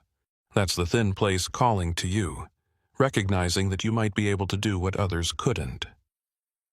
Virgil wanted to deny it, wanted to insist that his return was just morbid curiosity or a need for closure. But Homer's words resonated with something deep inside him, touched on intuitions he'd been having for years, but had always dismissed as imagination or pattern recognition errors. Throughout his trucking career, he'd experienced odd moments, brief flashes of knowing things he shouldn't know, or sensing presence where none should exist. He'd always attributed these experiences to fatigue or coincidence, never considering that they might indicate some genuine sensitivity to things beyond normal perception. What do you want from me? Virgil asked, deciding that direct confrontation was better than continued evasion. Come back tonight, Homer said. There's another storm system moving through, should arrive around midnight. The conditions will be similar to what they were during the original accident. The phenomena will manifest strongly. If you're here, if you're willing to witness and engage with what appears, maybe you can help them. Maybe you can provide whatever closure or acknowledgement they need to finally move on from this place. And if I refuse, Homer's expression hardened, then they'll keep suffering, keep reliving their deaths over and over for however many more years or decades it takes until someone else with your sensitivity comes along. And you'll spend the rest of your life knowing you could have helped but chose not to. That kind of knowledge, that guilt, it has a way of eating at people. Take it from someone who knows. Virgil looked past Homer toward the exit, calculating whether he could push past the man if necessary. But Homer seemed to sense his intention and stepped aside, clearing the path. I'm not going to force you. This has to be your choice. But if you decide to come back, I'll be here, and I'll help you understand what needs to be done. How will you know if I return? You said you don't work here officially. I'll know, Homer said with quiet certainty. The thin place will tell me. It always does when someone important arrives. Virgil left the closet and walked quickly through the building, his mind churning with everything Homer had told him. The other travelers in the parking area were preparing to leave, packing up their children and pets, and continuing their journeys. Normal people living normal lives, completely unaware of the disturbing conversation that had just taken place a few dozen feet away. Virgil envied them their ignorance, their ability to visit this rest stop and see only concrete and paint and institutional fixtures. He climbed into his truck and sat behind the wheel, hands trembling slightly as the adrenaline from his encounter with Homer began to fade. Every instinct he possessed was screaming at him to start his engine and leave, to complete his delivery to Topeka and never think about this rest stop again. Clayton had given him an explanation that allowed him to rationalize what he'd experienced. He should accept that explanation, file the entire incident away as a strange story to tell at truck stops, and move on with his life. But Homer's words had awakened something in Virgil, some recognition of responsibility or purpose that he couldn't simply ignore. If there really were trapped souls at this rest stop, people reliving their deaths endlessly, and if he really did possess some ability to help them, didn't he have an obligation to try? What kind of person would he be if he just walked away from suffering he could potentially alleviate? The question followed him as he drove to Topeka, made his delivery, and found a truck stop for the night. It followed him through a restless few hours of attempted sleep and a breakfast he barely tasted. And it was still following him as evening approached, and another line of thunderstorms began building on the western horizon, moving east toward the section of I-70 where the rest stop waited. Virgil checked the weather forecast on his phone and confirmed what he already suspected. Severe thunderstorms were predicted for the area around the rest stop, with conditions expected to peak around midnight. If Homer was right about the phenomena manifesting most strongly during similar weather, tonight would be a repetition of what Virgil had experienced 2 nights ago. Possibly worse, given that Homer seemed to be planning something specific, some attempt at intervention or communication that required Virgil's presence and participation. He could still refuse, could drive in the opposite direction, or stay at the truck stop and wait out the storms in safety. Nobody would blame him for avoiding a place that had already disturbed him deeply. Nobody except himself. And that, ultimately, was what decided him. Virgil had spent 51 years living what he'd always thought of as a good life, making practical choices and avoiding unnecessary risks. But he'd also spent those years feeling like something was missing, some sense of purpose or significance that eluded him despite his best efforts to find it. Maybe this was his purpose. Maybe helping trapped souls at a haunted rest stop was the thing he'd been searching for without knowing it. Or maybe he was just rationalizing a dangerous decision, putting himself at risk because a possibly unstable man had convinced him he had some special ability. There was no way to know for certain except to go back and see what happened when the storms arrived and the phenomena manifested again. So, as darkness fell and the first rumbles of thunder sounded in the distance, Virgil Tatum turned his truck toward I-70 and began driving back toward the rest stop that had already claimed so many lives. He had no idea what would happen when he arrived, no clear plan beyond being present and open to whatever the thin place might show him. But for the first time in years, possibly for the first time in his entire adult life, he felt like he was moving towards something that mattered rather than just away from everything he'd failed to be. The highway stretched ahead of him, white lines disappearing into darkness, and Virgil followed them toward whatever waited at the place where the dead refused to rest and the living were occasionally called to bear witness to their suffering. Virgil Tatum arrived at the rest stop at 11:17 p.m., 43 minutes before the weather service predicted the storm system would reach peak intensity over this section of I-70. The parking area was empty except for a single white utility van that Virgil recognized as Homer Dillard's vehicle, parked near the building in a position that suggested its owner had been waiting for some time. The sky overhead was heavy with clouds that occasionally flickered with internal lightning, casting the landscape in brief moments of ghostly illumination before plunging it back into darkness. Virgil pulled his truck into the same spot he'd occupied 2 nights earlier and sat behind the wheel, second-guessing his decision to return. Everything about this situation screamed danger, warned him that he was involving himself in matters he didn't understand and couldn't control. But he'd come this far, had made the choice to be here. Turning back now would accomplish nothing except add cowardice to his growing list of regrets. Homer emerged from the building as Virgil climbed down from his truck, carrying what appeared to be a heavy duffel bag.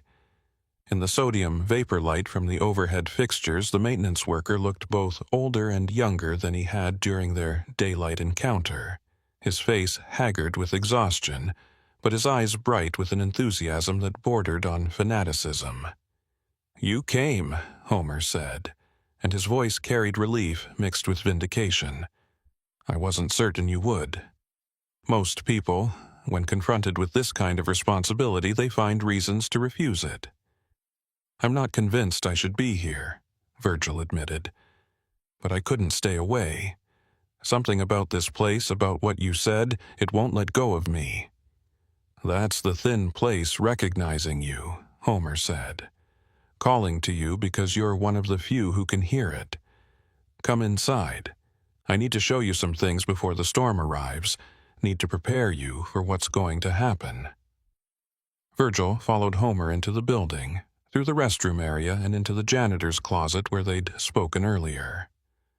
The memorial wall of names was exactly as Virgil remembered it, covering every available surface with its chronicle of tragedy. But Homer had added something since that afternoon. Candles, dozens of them, arranged on makeshift shelves in the floor, currently unlit but positioned with obvious care and intention. "What are these for?" Virgil asked. "Light," Homer said simply. "The phenomena exist in darkness, thrive in it. But light, real light from actual flame rather than electricity, it helps create boundaries, helps the dead understand where they are in relation to the living. During the manifestation, when the past and present start bleeding together, these candles will serve as anchors. They'll help you maintain your awareness of which reality you're in, help prevent what happened to me from happening to you." Homer began pulling items from his duffel bag, laying them out with the precision of someone performing a familiar ritual. A compass, showing magnetic north despite being inside a building, a digital voice recorder, a camera with what looked like specialized filters, a notebook filled with handwriting that Virgil couldn't read from his position but which appeared to be detailed observations or instructions. And finally, something that made Virgil's stomach tighten with apprehension. A laminated card bearing the names and photographs of the 13 people who'd died in the 2001 accident. "You're going to call to them," Virgil said, understanding Homer's intention. "You're going to deliberately invoke the phenomena instead of just witnessing it." "They're already here," Homer corrected. "Already trapped in their moment of death, replaying it endlessly. What I'm doing is creating conditions where communication might be possible, where they might be able to perceive us as something other than background elements in their eternal loop. The storm will provide the energy, the atmospheric conditions that make manifestation possible. The candles and other tools will help create structure, help channel that energy in productive directions. And you, if you really do have the sensitivity I think you have, you'll serve as the bridge between their reality and ours." "And what exactly am I supposed to do? How do I bridge realities?" Homer met his eyes with an intensity that suggested he'd been waiting years to share this information with someone who might actually understand it. "You listen. You witness, you acknowledge.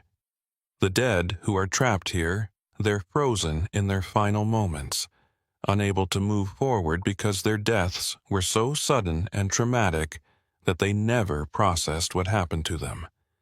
They need someone who can perceive them clearly, someone who can tell them what they already know but can't accept, that they're dead, that their moment has passed, that it's time to let go and move on to whatever comes next. You're asking me to tell ghosts they're dead," Virgil said flatly. That's what this comes down to. In the simplest terms, yes. But it's more complicated than that. You're not just delivering information. You're providing acknowledgement, bearing witness to their suffering, giving them permission to stop reliving their deaths and accept that those deaths have already happened. For people who died violently, who died without warning or preparation, that acknowledgement can be the key to release. Thunder rumbled overhead, closer now, and the first drops of rain began to patter against the building's roof. The storm was arriving on schedule, bringing with it conditions that would, if Homer was right, create a window of communication between the living and the dead. Virgil felt his heart rate accelerating, adrenaline beginning to flow through his system in preparation for whatever was about to happen. "And if this doesn't work?" Virgil asked. "If I can't communicate with them, or if they can't hear me, or if they simply refuse to move on, what then?" "Then we've tried," Homer said. "Then we've done what we could, and at least they'll know someone cares enough to make the attempt. That alone might help, might provide some measure of comfort even if it doesn't break the cycle completely." Homer began lighting the candles, starting with those closest to the memorial wall and working outward. As each flame sprang to life, the closet transformed, shadows shifting and dancing across the names in ways that made them seem almost alive, almost writhing. By the time Homer had lit the last candle, the space had taken on a quality that Virgil could only describe as liminal, existing somewhere between the mundane world of cleaning supplies and institutional fixtures and something else entirely, something that operated according to different rules. The storm intensified rapidly, going from light rain to torrential downpour in a matter of minutes. Lightning began striking with increasing frequency, and the thunder followed so closely that the building shook with each blast. The overhead lights flickered, dimmed, and then failed completely, leaving only the candles to illuminate the closet and the immediate surrounding area. In that dancing firelight, Virgil thought he saw movement in the main restroom area, shadows that weren't cast by anything visible, shapes that suggested human form without quite resolving into definite figures. "It's starting," Homer whispered, his voice barely audible over the storm's fury. "The phenomena are manifesting. Do you see them?"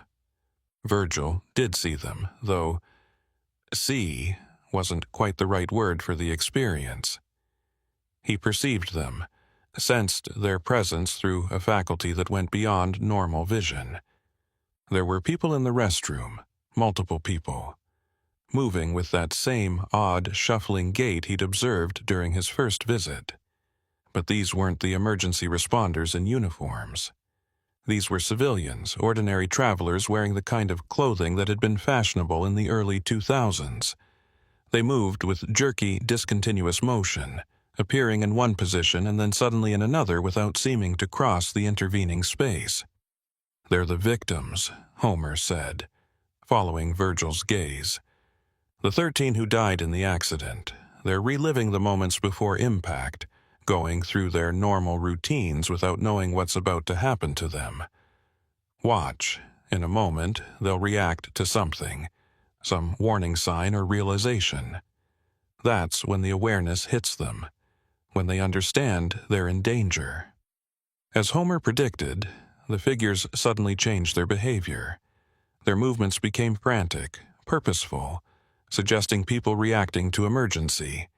Some appeared to be trying to help others, reaching out with hands that passed through the objects they were trying to grasp. Some seemed to be calling out, their mouths open in shouts that produced no sound Virgil could hear. And all of them, every single one, radiated a terror and confusion so intense that Virgil felt it like a physical pressure against his chest. "Now," Homer said urgently, "while they're in this state, while they're aware something is wrong but haven't yet experienced the impact, this is when they might be able to perceive us, might be receptive to communication. Use the card, read their names. Let them know they're seen. They're remembered. Virgil took the laminated card with hands that trembled slightly and began reading the names aloud, his voice competing with the storm's roar. Michael Preston, Jennifer Holloway, David and Marie Costner, Thomas Vega. With each name, he felt something shift in the atmosphere of the closet, some subtle change in the quality of attention being paid to his presence. The figures in the restroom seemed to pause, their frantic movements stilling slightly as if they were listening to something distant but important. He continued through all 13 names, reading them carefully and clearly, giving each one the respect of individual acknowledgement. When he finished, the figures had stopped moving entirely, standing motionless in positions that suggested they were waiting for something, some signal or instruction that would tell them what to do next. "They hear you," Homer breathed. "They're aware of you. Now tell them what happened, what they need to understand." Virgil opened his mouth to speak, but before he could form words, the phenomena intensified with shocking suddenness. The figures began to solidify, becoming less like shadows and more like actual people, their features clearly visible in the candlelight. And with that increased solidity came something Virgil hadn't expected: sound. He could hear them now, hear their voices calling out questions and warnings and desperate pleas for help. The cacophony was overwhelming. 13 voices all speaking at once, creating a wall of sound that made coherent thought nearly impossible. "Focus," Homer shouted over the noise. "Choose one. Direct your communication to a single individual rather than trying to reach all of them at once." Virgil's eyes found a woman standing near the entrance to the restroom, perhaps 30 years old, wearing jeans and a sweater that had probably been in fashion 20 years ago.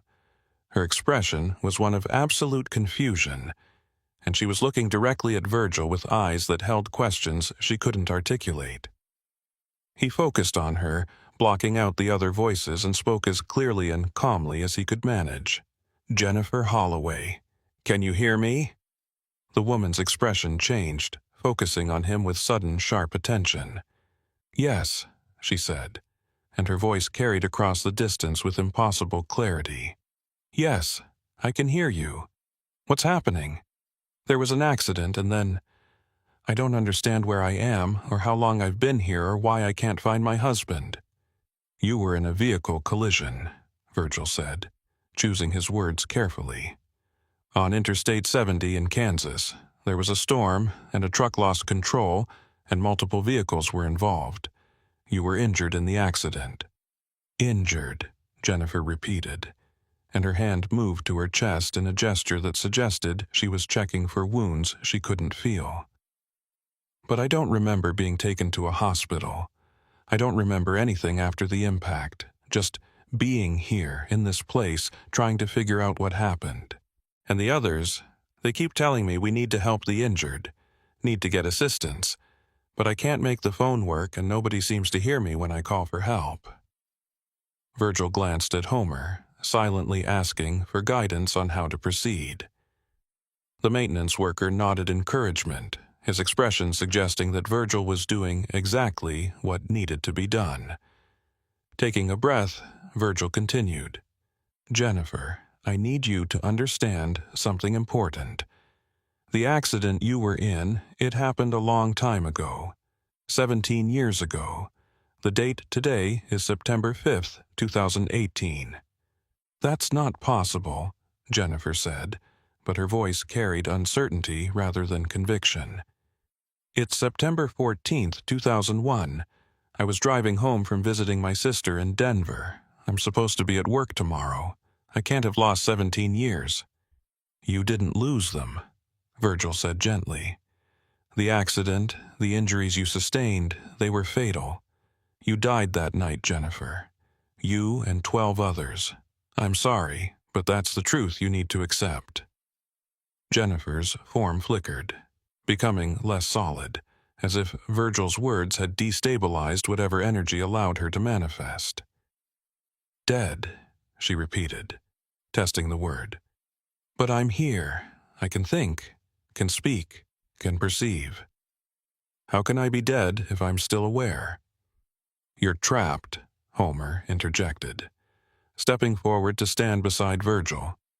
Caught in the moment of your death, replaying it over and over because you never processed what happened. The trauma was too sudden, too overwhelming. You've been stuck here for 17 years, reliving your final moments without understanding that they were final. The other figures in the restroom had drawn closer, forming a loose circle around Virgil and Homer. Their expressions mirrored Jennifer's confusion and growing comprehension. They were listening, processing, beginning to understand the truth of their situation, even if that truth was almost impossible to accept. "My husband," Jennifer said, her voice breaking with emotion. "James, did he?" Virgil checked the laminated card, scanning the names and descriptions. "James Holloway," he read. "Passenger, vehicle 7. Yes, Jennifer, he was with you. He died in the accident, too." Jennifer's form began to fade more rapidly, but before she disappeared completely, her expression transformed from confusion to something that might have been relief or acceptance, or simply exhaustion. 17 years, she whispered. 17 years of not understanding, of being lost and frightened and unable to move forward. "Can we go now? Can we finally leave this place?" "I think so," Virgil said, hoping desperately that he was right. "I think acknowledging what happened, accepting the truth of your death, that's what allows you to move on. You don't have to stay here anymore. You don't have to keep reliving that night." One by one, the other figures began to fade as well, their forms becoming translucent and then vanishing entirely. Some seemed to leave peacefully, their expressions showing relief or even joy. Others faded with expressions of continued confusion or fear, as if they still didn't fully understand or accept what was happening. Within minutes, the restroom was empty again, showing nothing but institutional fixtures and the candlelight shadows that danced across tile surfaces. The storm continued to rage outside, but inside the closet, a profound stillness had settled. Virgil and Homer stood surrounded by candles and names, both of them breathing heavily as if they'd engaged in strenuous physical activity rather than witnessed the departure of trapped souls. The memorial wall looked different now, Virgil thought, as if the names written there had somehow become less urgent, less demanding of attention and acknowledgement. "Did it work?" Virgil asked, his voice hoarse. "Are they really gone, or will they come back when conditions are right again?" "I don't know," Homer admitted. "I've tried this before, attempted to communicate with them, but I've never gotten responses as clear as what we just witnessed. Your presence, your ability to see them and speak with them, that made the difference. Whether it's permanent or just temporary, whether they'll return or they've truly moved on, only time will tell." They waited in the closet for another hour, watching for any sign that the phenomena would resume. But the restroom remained empty, silent except for the storm's diminishing fury. Eventually, Homer began extinguishing the candles, working with the same methodical care he'd used to light them. As each flame died, the closet returned incrementally to its mundane function, becoming once again just a storage space for cleaning supplies rather than a threshold between worlds. "Thank you," Homer said as he packed up his equipment, "for coming back, for being willing to try. Whether it worked or not, you gave them something nobody else has been able to provide. You gave them acknowledgement, recognition, a moment of genuine communication. That matters, even if it doesn't break the cycle completely." "What happens now?" Virgil asked. "Do you keep coming back here, keep trying to help them if they return?" "I'll come back," Homer confirmed. "Not just for them, but for all the others. The memorial wall has hundreds of names, representing decades of tragedies on this stretch of highway. If there's even a chance that communication is possible, that some of those trapped souls can be helped to move on, then I have to keep trying. It's the only thing that gives my experience, the trauma I went through, any kind of meaning or purpose. They walked together back to the parking area, where Virgil's truck and Homer's van sat illuminated by the returning overhead lights. The storm had passed, leaving behind the clean smell of rain-washed air and a sky beginning to clear as the system moved east. It was after 2 in the morning, and Virgil knew he should find somewhere to sleep before getting back on the road. But he felt wide awake, energized by what he'd witnessed and participated in, his mind churning with questions about the nature of death and consciousness, and the thin places where the boundaries between worlds grew permeable. "Will I see you again?" Virgil asked as Homer prepared to leave. "Probably not," Homer replied. "Unless you find yourself back at this rest stop during a storm. But I want you to remember what happened here tonight. Remember that you have a gift, a sensitivity that allows you to perceive and communicate with things most people can't see. That gift comes with responsibility, but it also offers opportunities to help in ways few others can. Don't waste it by denying what you are." Homer climbed into his van and drove away, leaving Virgil alone in the parking area with only his truck and his thoughts for company. He sat behind the wheel for a long time, not starting the engine, just thinking about Jennifer Holloway and the 12 others who'd been trapped in their moment of death for 17 years. Thinking about how many other trapped souls might exist in thin places across the country, waiting for someone with the right sensitivity to help them understand what had happened and give them permission to move on. Virgil had always believed his life lacked purpose, that he was just a man driving trucks from one location to another without any larger significance or meaning. But what if Homer was right? What if the sensitivity he'd always dismissed as imagination or coincidence was actually something real, something that could be used to help people even after their deaths?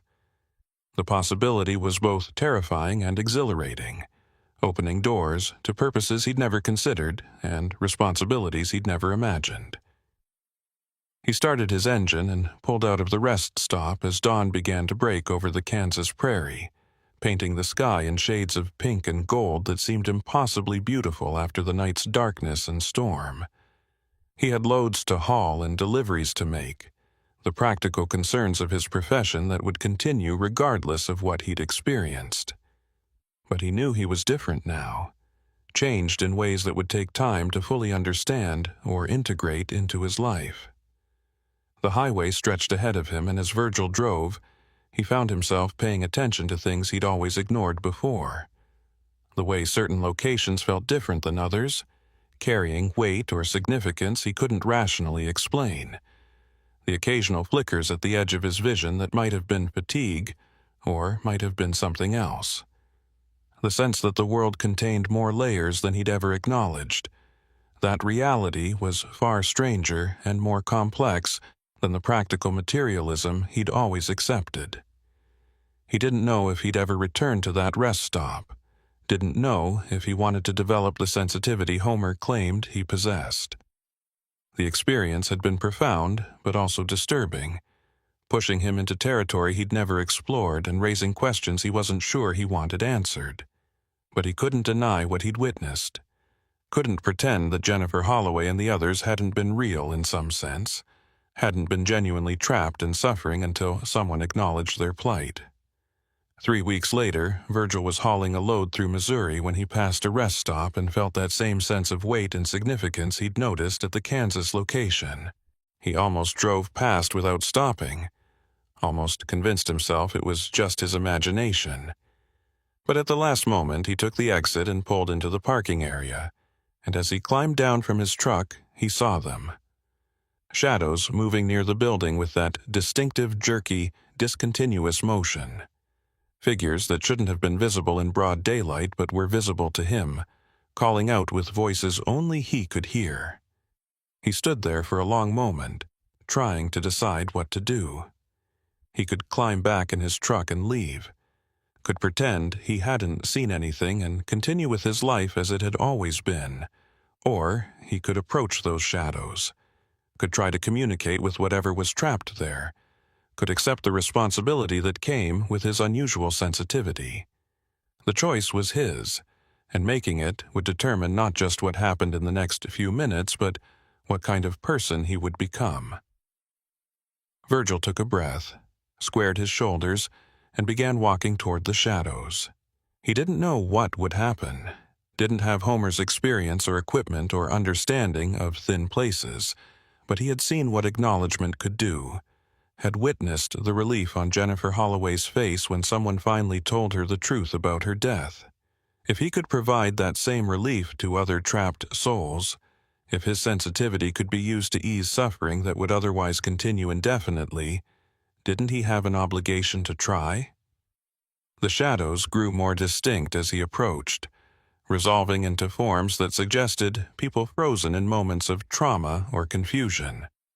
Virgil recognized the look in their eyes, the same bewildered terror he'd seen in the Kansas rest stop.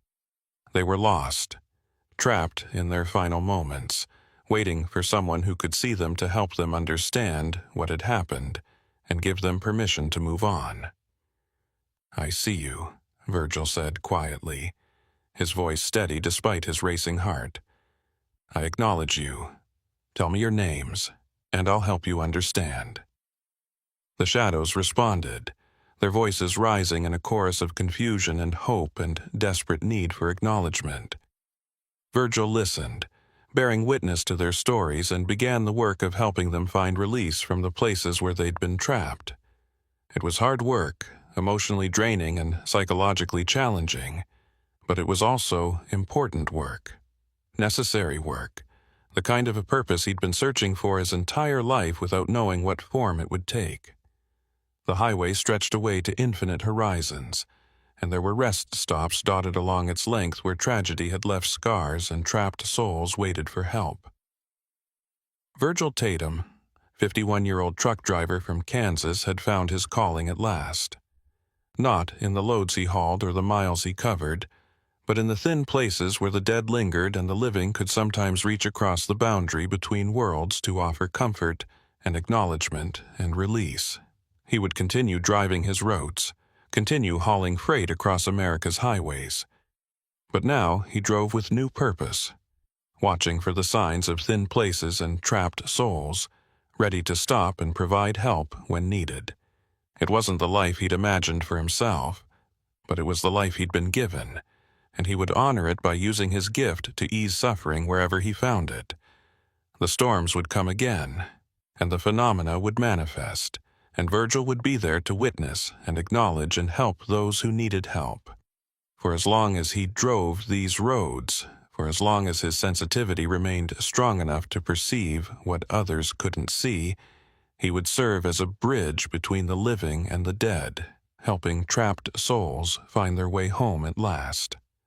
And sometimes, late at night when the highway was empty and the stars burned cold overhead, Virgil would think about Jennifer Holloway and the 17 years she'd spent trapped in her moment of death.